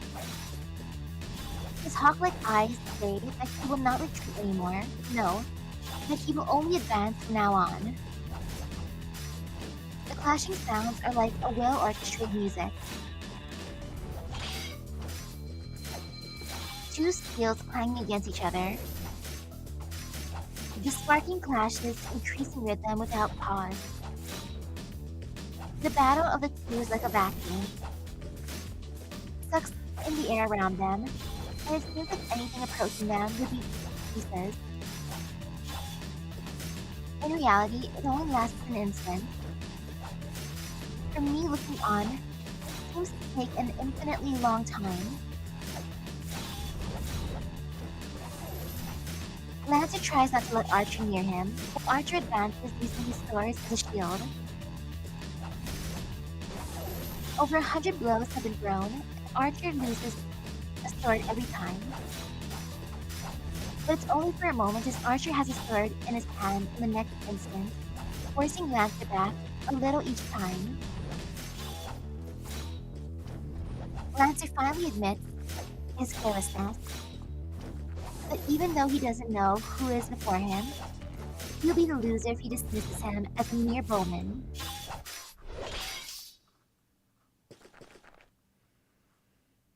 The distance widens. Probably to recover, Lancer puts a large distance between them. His speed is extraordinary. Archer's charge was out of this world, but it was still slow compared to Lancer. The movement of his retreat and panther-like speed and agility. 27. I've just armed you that many times, yet you still have more. Lancer mutters in irritation. No, it's more like confusion. I feel the same way. According to Father, a servant carries only one weapon. Their weapon is filled with magical energy, so it's not something that can be created one after another, like Archer is doing. Servants are heroes that sublimate their spirits after death, equaling the Holy Spirit. To put it another way, they are like devils or angels. They are powerful familiars on their own, but their most powerful weapon is their proof of heroism, a magical item called their Noble Phantasm. A Noble Phantasm is a weapon or armor that the servant used when they were a hero and is treated as a last resort. The Noble Phantasm is the one and only weapon for a servant. This is because the Noble Phantasm is an ultimate weapon without equal. The lance that Lancer is using will show its power as a Noble Phantasm when Lancer deems it necessary. A Noble Phantasm is an impressive weapon by itself, but its true ability is to release all its power using its true name. Heroes' weapons, which rule over all others, and which have killed dragons and gods. Servants activate the Noble Phantasms using their magical energy. It's much like magic. Servants recreate the destruction in legend using their weapon as a catalyst. Those weapons are never disposable. The swords that Archer brought out must be excellent, but they cannot be his Noble Phantasm. He is the servant Archer, so the Noble Phantasm he conceals must be a bow.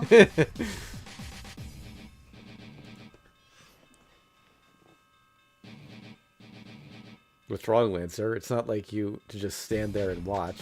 Where's the energy you had just now? You're talking crap, you cheater. Lancer's irritation is understandable. Even though Lancer fought as a spearman, Archer fended him off as a swordsman. Which means Archer hasn't shown any of his abilities yet. So it's natural for Lancer to feel ghastly. Alright, I'll ask you, what hero are you? I've never heard of a bowman using two swords. On the other hand, it's easy to tell who you are. It's said that only the fastest heroes are chosen to be chosen as a lancer, but you surpass even that. There aren't 3 lancers in the world at your level. And on top of that, there's only one with such beast-like agility.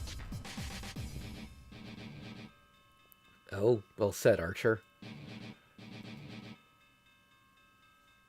At that instant, his vast murderous intent makes me forget to breathe.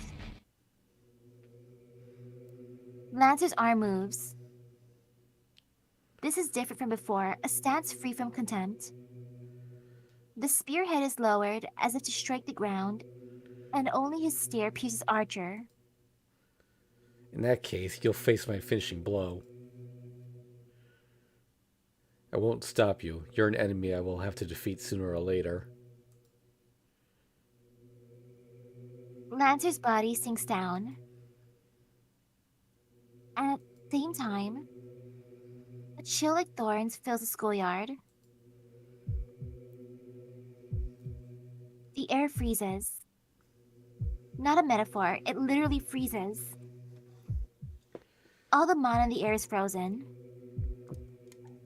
The only person allowed to breathe here is the warrior called Lancer. The lance in Lancer's hands is unmistakably a demonic one.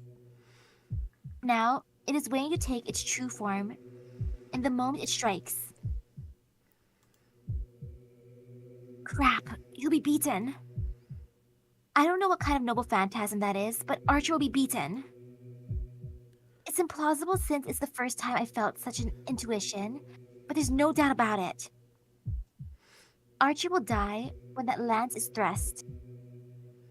It is determined. Literally, Lancer's lance is the embodiment of inescapable death. Oh, Archer will be defeated. Archer will die when Lancer pierces his heart. And yet, even though I know what's going to happen, I can't even help him. Because if I move even a finger, that would trigger the attack. So if anything can stop this battle and stop Archer's defeat, it would be... Who's there? It would be the chance appearance of a stranger we have all overlooked.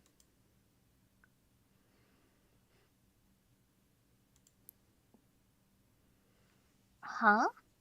The ghastly air coming from Lancer disappears. The sound of fleeing footsteps. That figure is definitely wearing a school uniform.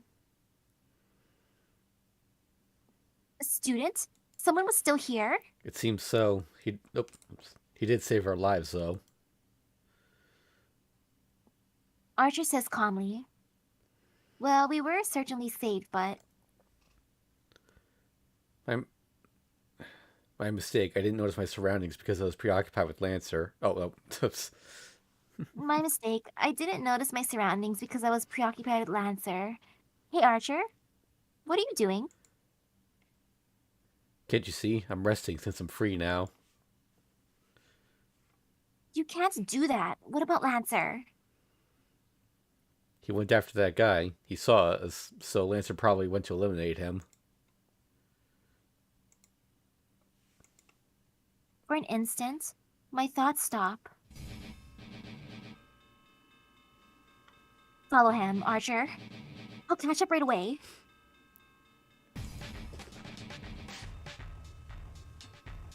Archer goes after Lancer immediately.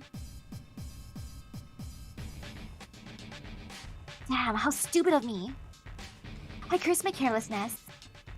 It's the rule of a magi to eliminate any witnesses. Which is why, if one didn't want to do that, one just had to allow no witnesses. I've done that until now, so why do I have to make a mistake today of all days?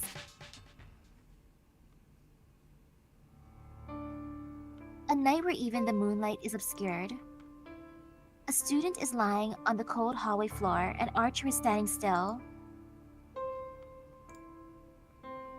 He's staring blankly at the student.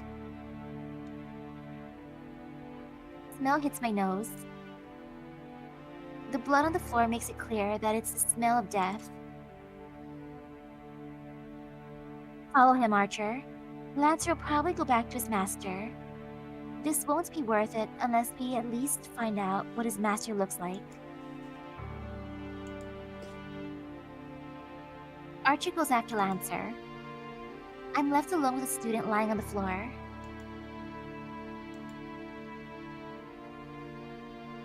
I can't look straight at him. But I must. This is my fault. This is my fault. This is my fault. Ever since I was a child, ever since I became the successor of Tosaka, I've been preparing for something like this. There's no good or evil for Magi. I've always told myself that this road has only my blood and the blood of others, so... One shot from Lancer's lance, huh? You can't be saved with your heart pierced. I don't know how long it's been since Lancer killed him. Was he lucky or unlucky to be pierced through the heart? I guess Nantu's attack isn't a simple external wound, as the flow of blood from the rupture isn't too severe. It's not too severe, but it's all over when the brain doesn't get any more blood. No, basically, if the heart were pierced, he should have died instantly. But it's amazing he isn't dead yet. Yes, he's still breathing faintly, as if to give his last scream. But that will only last a few more seconds. He can't heal his own wounds, and I don't have enough power to save him either. I have to look at his face. I should at least do that. I try to touch the head, facing the ground, and realize my fingertips won't move. They're trembling. I wonder why. I'm used to such things. I've had to make these kinds of choices many times before.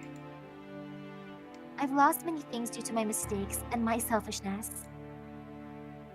That's why I'm ready for a day like this. So why am I so angry at myself? Sorry, I'll see you off at least. I control my trembling fingers and my failing knees with my will, and look at the face of the student. A huge smacking sound. It really feels like I've been hit on the head with a hammer. Stop it. Why does it have to be you? I grit my teeth, not to suppress my trembling. I'm really pissed off.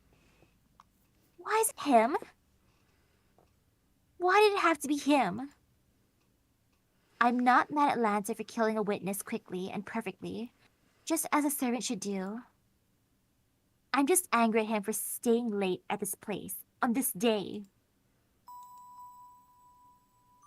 Sakura's face flashes in my mind. She will definitely cry. And I recall one red-tinted day after school a long time ago. A distant sunset. Someone always running alone. And a boring girl staring at that from far away. And before me, the corpse of someone who happened to get involved. There is a way. I might fail and lose my last resort in the process, but there is still a way. No, I'll lose my last resort whether I succeed or fail, so the result for me won't change. It's a mistake. The fact of his death is already determined. It's my fault for not noticing the things around me. It's his fault for unluckily staying late. Man, imagine being, at fault for being unlucky. So I don't need to go that far. Yes, because this is what my father, who gave me nothing else, left just for me. A powerful chunk of magical energy, a reliable last resort to win through this battle. A precious, precious thing just for me. So what, idiot? I shake the feeling off and kneel in front of the one who will become a corpse in another second.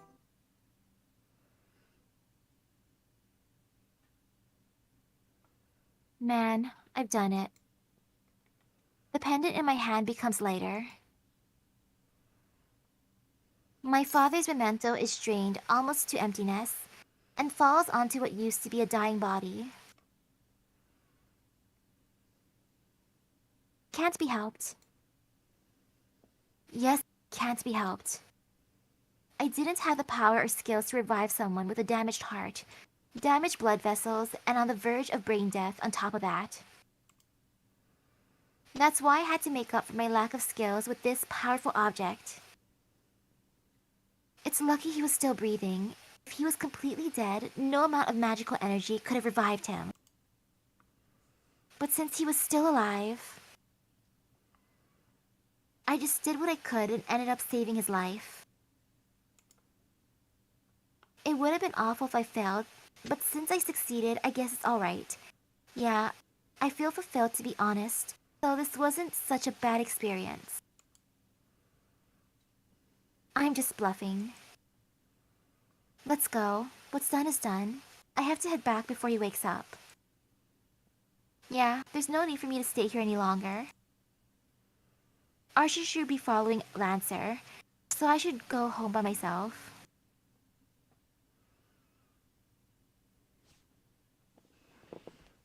On my way back, I remember. I left the pendant at school, just a pendant now that the magical energy has been drained out of it. Oh well. I've no more use for that pendant. Sure, it might have had a bit of magical energy left in it, but surely less than the 10 jewels I have. What my father intended to leave for me was enough magical energy to win the Holy Grail War. So now, without magical energy, that thing is meaningless.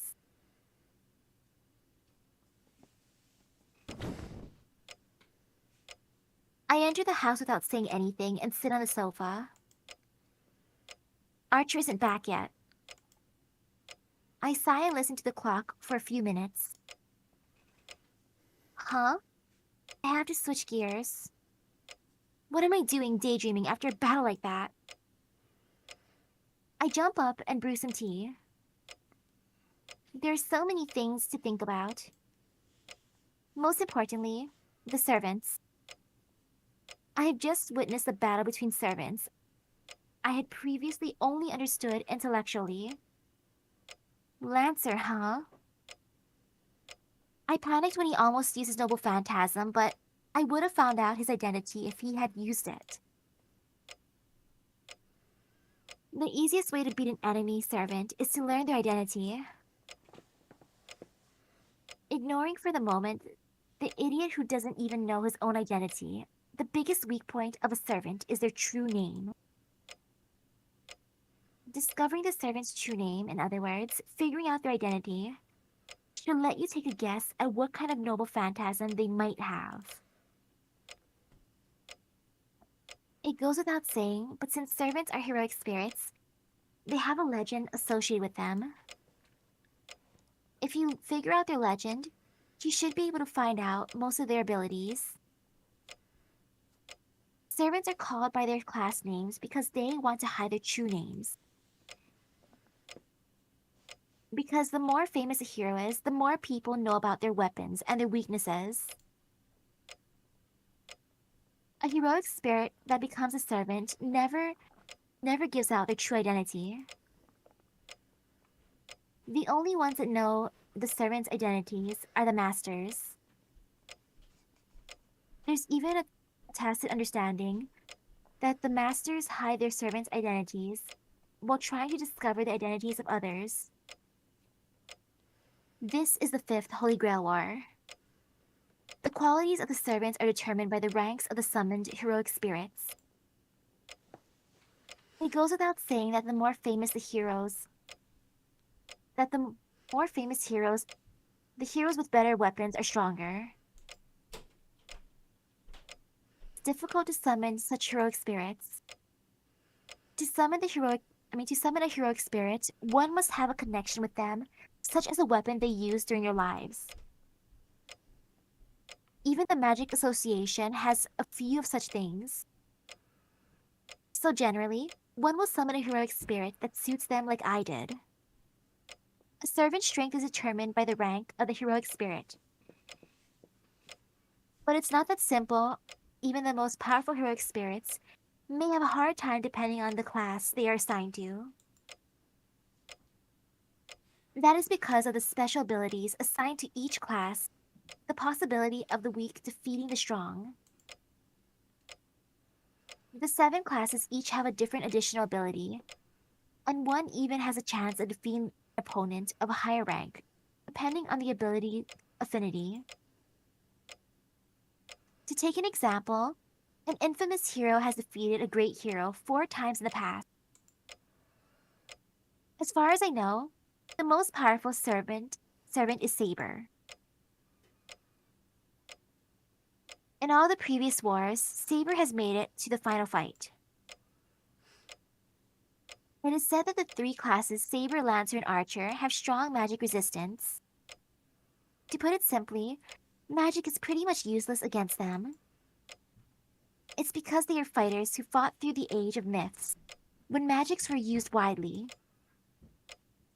Magics that Magi use now would probably dissipate just by touching them.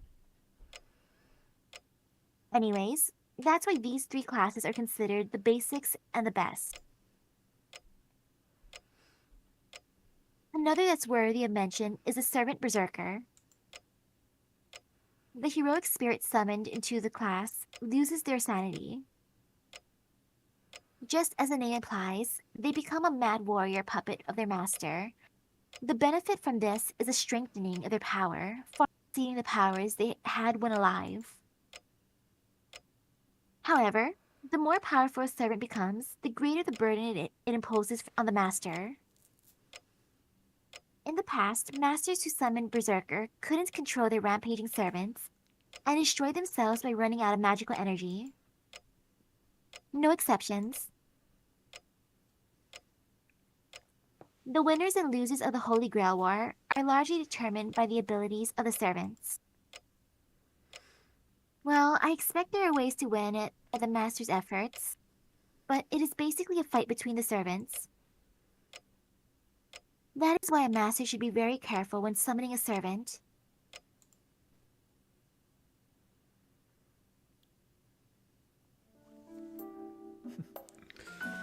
Meanwhile, very few berserkers in FGO are quite that insane. I think they realized early on that characters need to talk if people want to roll for them. I love my Arjuna and Musashi.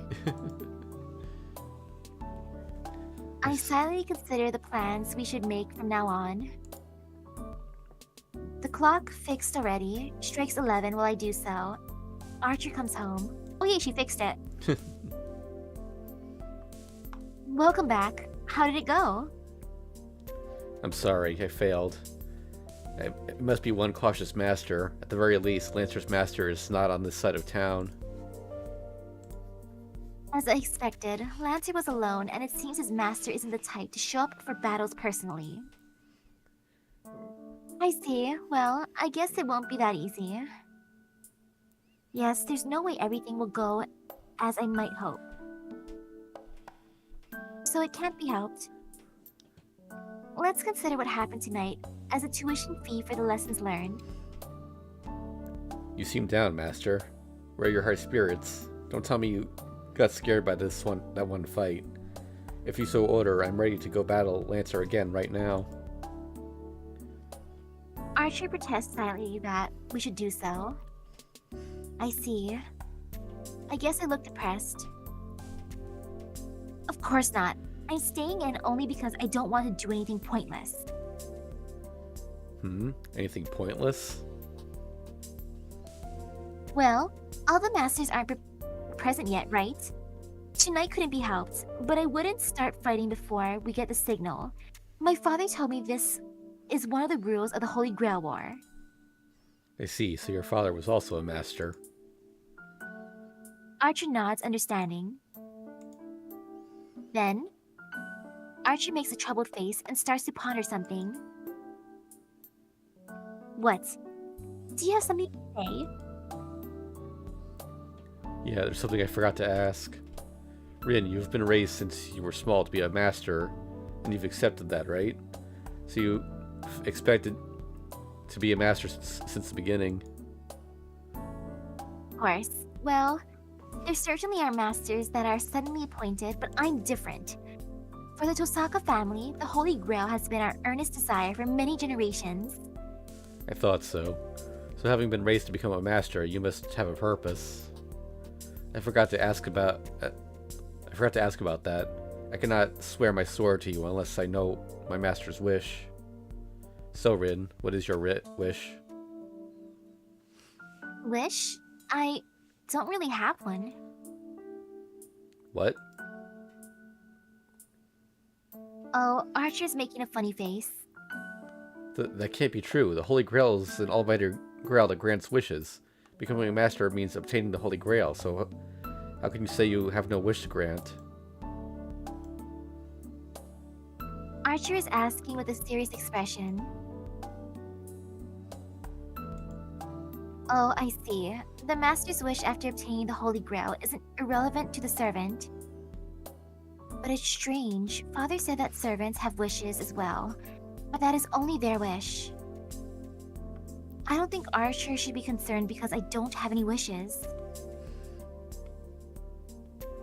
Alright, if you don't have a specific wish, why not wish for something ambiguous, like ruling the world? Why? The world is already mine. Hey now, Archer. The world is just another word for the things that you value around you, right? That's something I've had since I was born. If you tell me to rule such a world, I already rule it. Archer looks at me with a troubled expression. I'm amazed. The guy really is hard-headed.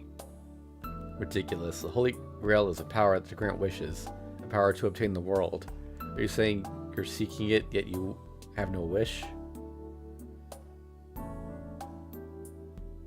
But ruling the world would be so troublesome, and there's no point in wishing for something so pointless. You seem to lack imagination. I don't understand. For what, then, do you fight? I fight because there's a battle, Archer, and I'll take whatever I can get. I don't know about this Holy Grail thing, but I can't just sit, I can just use it when I find something I want, right? As a human, there are infinite things I might want in life. So you're saying... Yes, I'm fighting to win, Archer. Archer's shoulders slump. Maybe he's disappointed in my opinions, but it seems he finally relaxed. I give up. You certainly are a worthy master for me. I find it hard to deal with that kind of comment, so I wish he'd stop saying such things. Servant has no right to choose a master. But I'll ask you for the heck of it. Why am I a worthy master for you? It goes without saying, you're unmistakably the strongest master. No one would be a better master to serve than you. Oh, thanks. It doesn't sound like flattery when you say it. I look away because I'm embarrassed. I find it hard to deal with Archer because he speaks frankly like this, even though he's so cynical. But well, I'm honestly happy that he trusts me. I trust Archer and he trusts me. I don't think this sense of solidarity is a bad thing. Well then, let's take a break. Even if the 7th Master is going to appear, it won't be right now. Wait a minute, Rin. What happened to that jewelry of yours? You mean my pendant? Oh, I forgot it. It's out of power. So there's no use for it, right? That's true, but, well, if you say so. Yes, it's a memento of my father, but it's not like it's my only memory of him. That's no good. You don't have to be that strong, Rin. So saying, Archer takes out the pendant I left at school.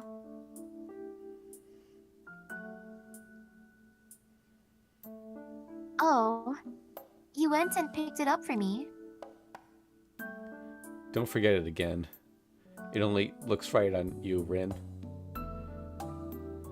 I like how she's not questioning, like, how did you know I lost it? As if he's embarrassed, Archer looks away as he hands me the pendant. Yeah, so I wouldn't point this out if you, but since you already know Archer's true name, this scene is very important for later. I see. Thanks. I accept it. To be honest, I don't know if I should be embarrassed or cool about it. The pendant is as it was. As expected, there's no magical energy left in it.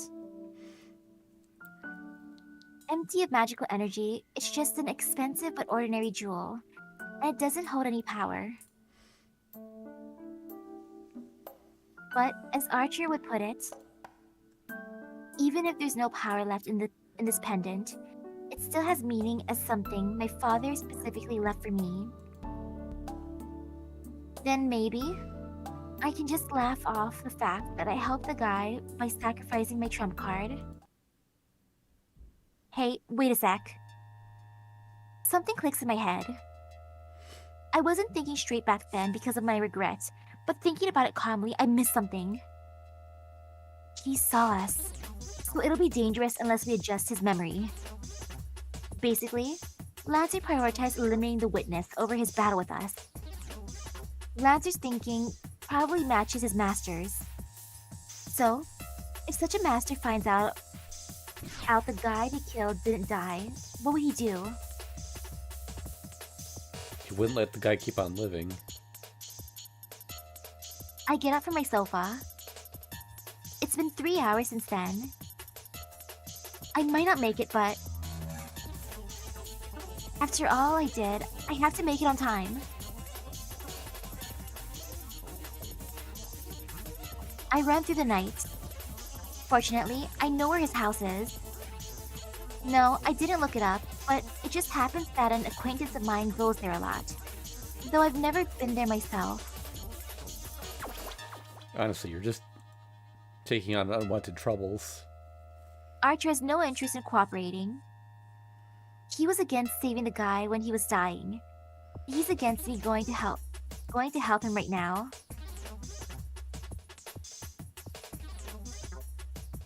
It's midnight. Under the cloudy night sky, we reach the Japanese-styled house. There's no sight of anyone in this house on the edge of the residential district. There aren't many houses around it, and there's no one to come and help if something happens here. My breath is white. A wind starts to pick up. It must be quite strong as the clouds start to drift fast. The supposedly warm wind of Fuyuki sends chills down my spine, making me tremble. Even if Fuyuki City is considered warm, it's still cold on the hill. The air around here is frozen. I strain my ears in the cold atmosphere. In the frozen feeling, I feel a small sense of an enemy. He's here. The servant from before. I bite my lip. His presence is perceptible on the other side of this wall. Lancer is in the house already and is about to kill the same guy again, who has just come home without a clue as to what happened. I'll have to jump in and beat him. I'll worry about what comes next when it happens. Just as I'm about to command Archer to go in,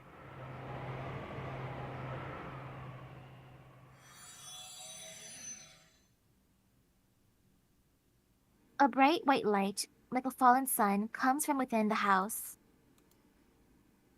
The presence is eclipsed by another presence. The wave of power of the servant Lancer is consumed by an even larger wave. The instantaneous explosion of either gives the spiritual being a body summoned to overpower Lancer. No way! I can only mutter, but it's true. To prove it, Lancer jumps over the wall and leaps away as if fleeing from this place.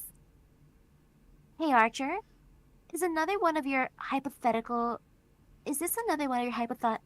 scenarios? I don't know, but this makes 7. All the masters are here now, Rin. Archer answers calmly. I've lost my normal judgment. That's why I didn't even consider the obvious event that would follow. The wind blows strongly. Clouds cover the sky like an umbrella. The unlit suburbs are enclosed by darkness. And the servant jumps over the wall, coming down like a demonic bird. Archer has reacted already. But I couldn't react. That was my mistake. The battle ended with that small opening, not lasting even a second. It might have been only a second for me, But for that servant, it was an opening that couldn't be ignored. A sword rushes for me. Huh? Archer? Archer pushes me aside, and the servant slashes him. It happens in an instant. Archer, who handled Lancer's fury of attacks beautifully, has been taken down with one blow. Archer, disappear! But I make it in time, this time. Just as the enemy servant is about to cut off Archer's head with her blade, I forcibly remove him. A pain in my right hand. It must have been an excessive command, so a command spell has disappeared from my hand. Now there's only one remaining. But this is for the best. Rather than having Archer die, I would prefer to lose one or two command spells. Giving no consideration to Archer's disappearance, the servant attacks me. Don't underestimate me.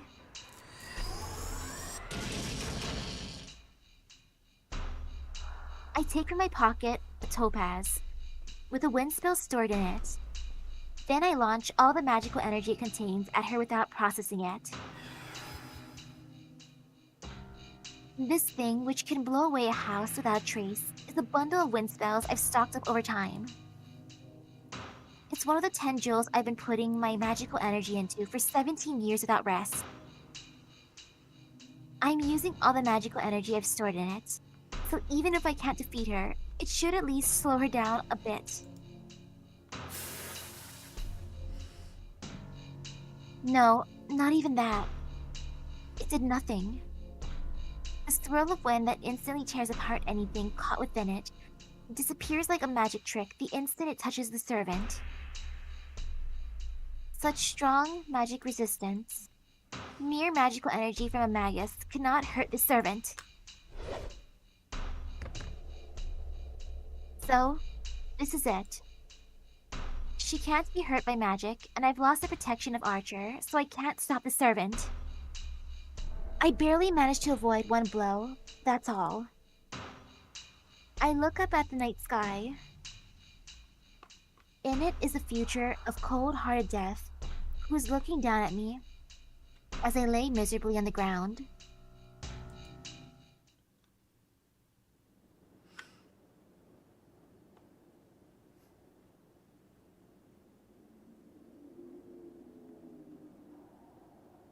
What? The wind blows. In between the dark clouds, in the spiral sky, the moon shines. The falling moonlight, and the beautiful face. This is the servant that drove off Lancer. Defeated my Archer in one strike. And annulled my magic with no trouble. That magic was splendid, Magus. The girl's voice is like a bell. Yes, this voice is like a nightmare right now. It's only natural. The more beautiful my enemy is, the more of a nightmare it is, as I cannot believe the difference in our strength. But this is your end, Master of Archer. The point of the sword shines brilliantly. On the verge of death, I understand. With just one look, without proof. This is the card I wanted. The one said to be the strongest of all servants. The hero of the sword.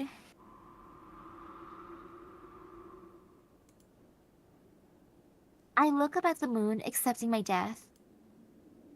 There's no time for me to flee or plead for my life. I will die here until Sakharin's Holy Grail War will end on the third day. There is only one disgrace and regret, and I will probably vanish bearing a grudge against my enemy. But still, I don't feel anything.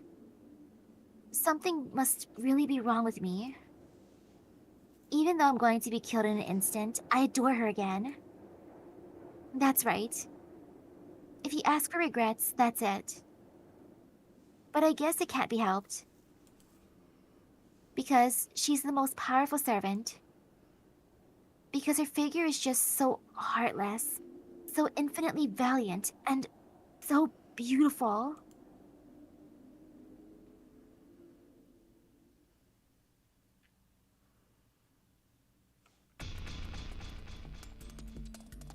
I like her reaction. Like, if I'm gonna go down, if it's by a beautiful lady, sure. Here's a piece of history. This is the first piece of Fate animation ever made.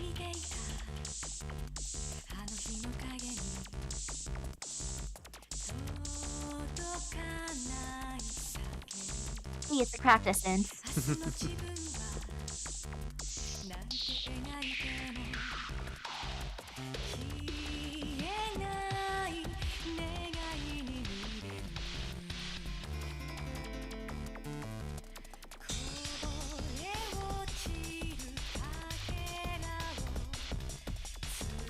So, Rin saved him because Sakura would cry. Does it mean Sakura has a crush on him already? Well, we'll find out more about their relationship next time. 'Cause dang, willing to sacrifice that jewel for, like, someone else's crush.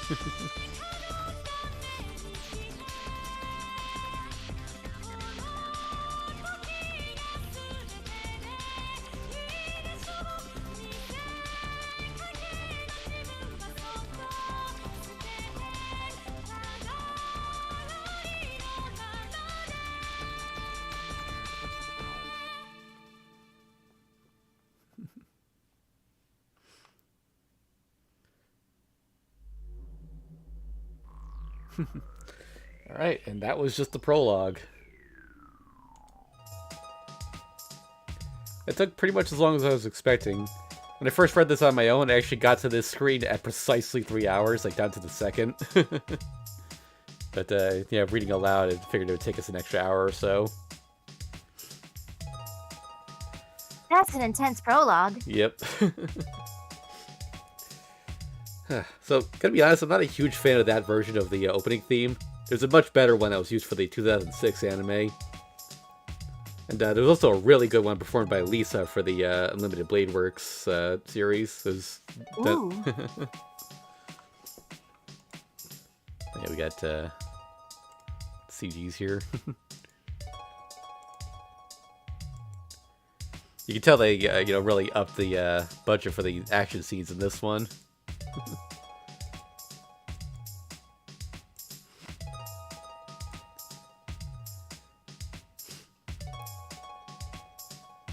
Alright.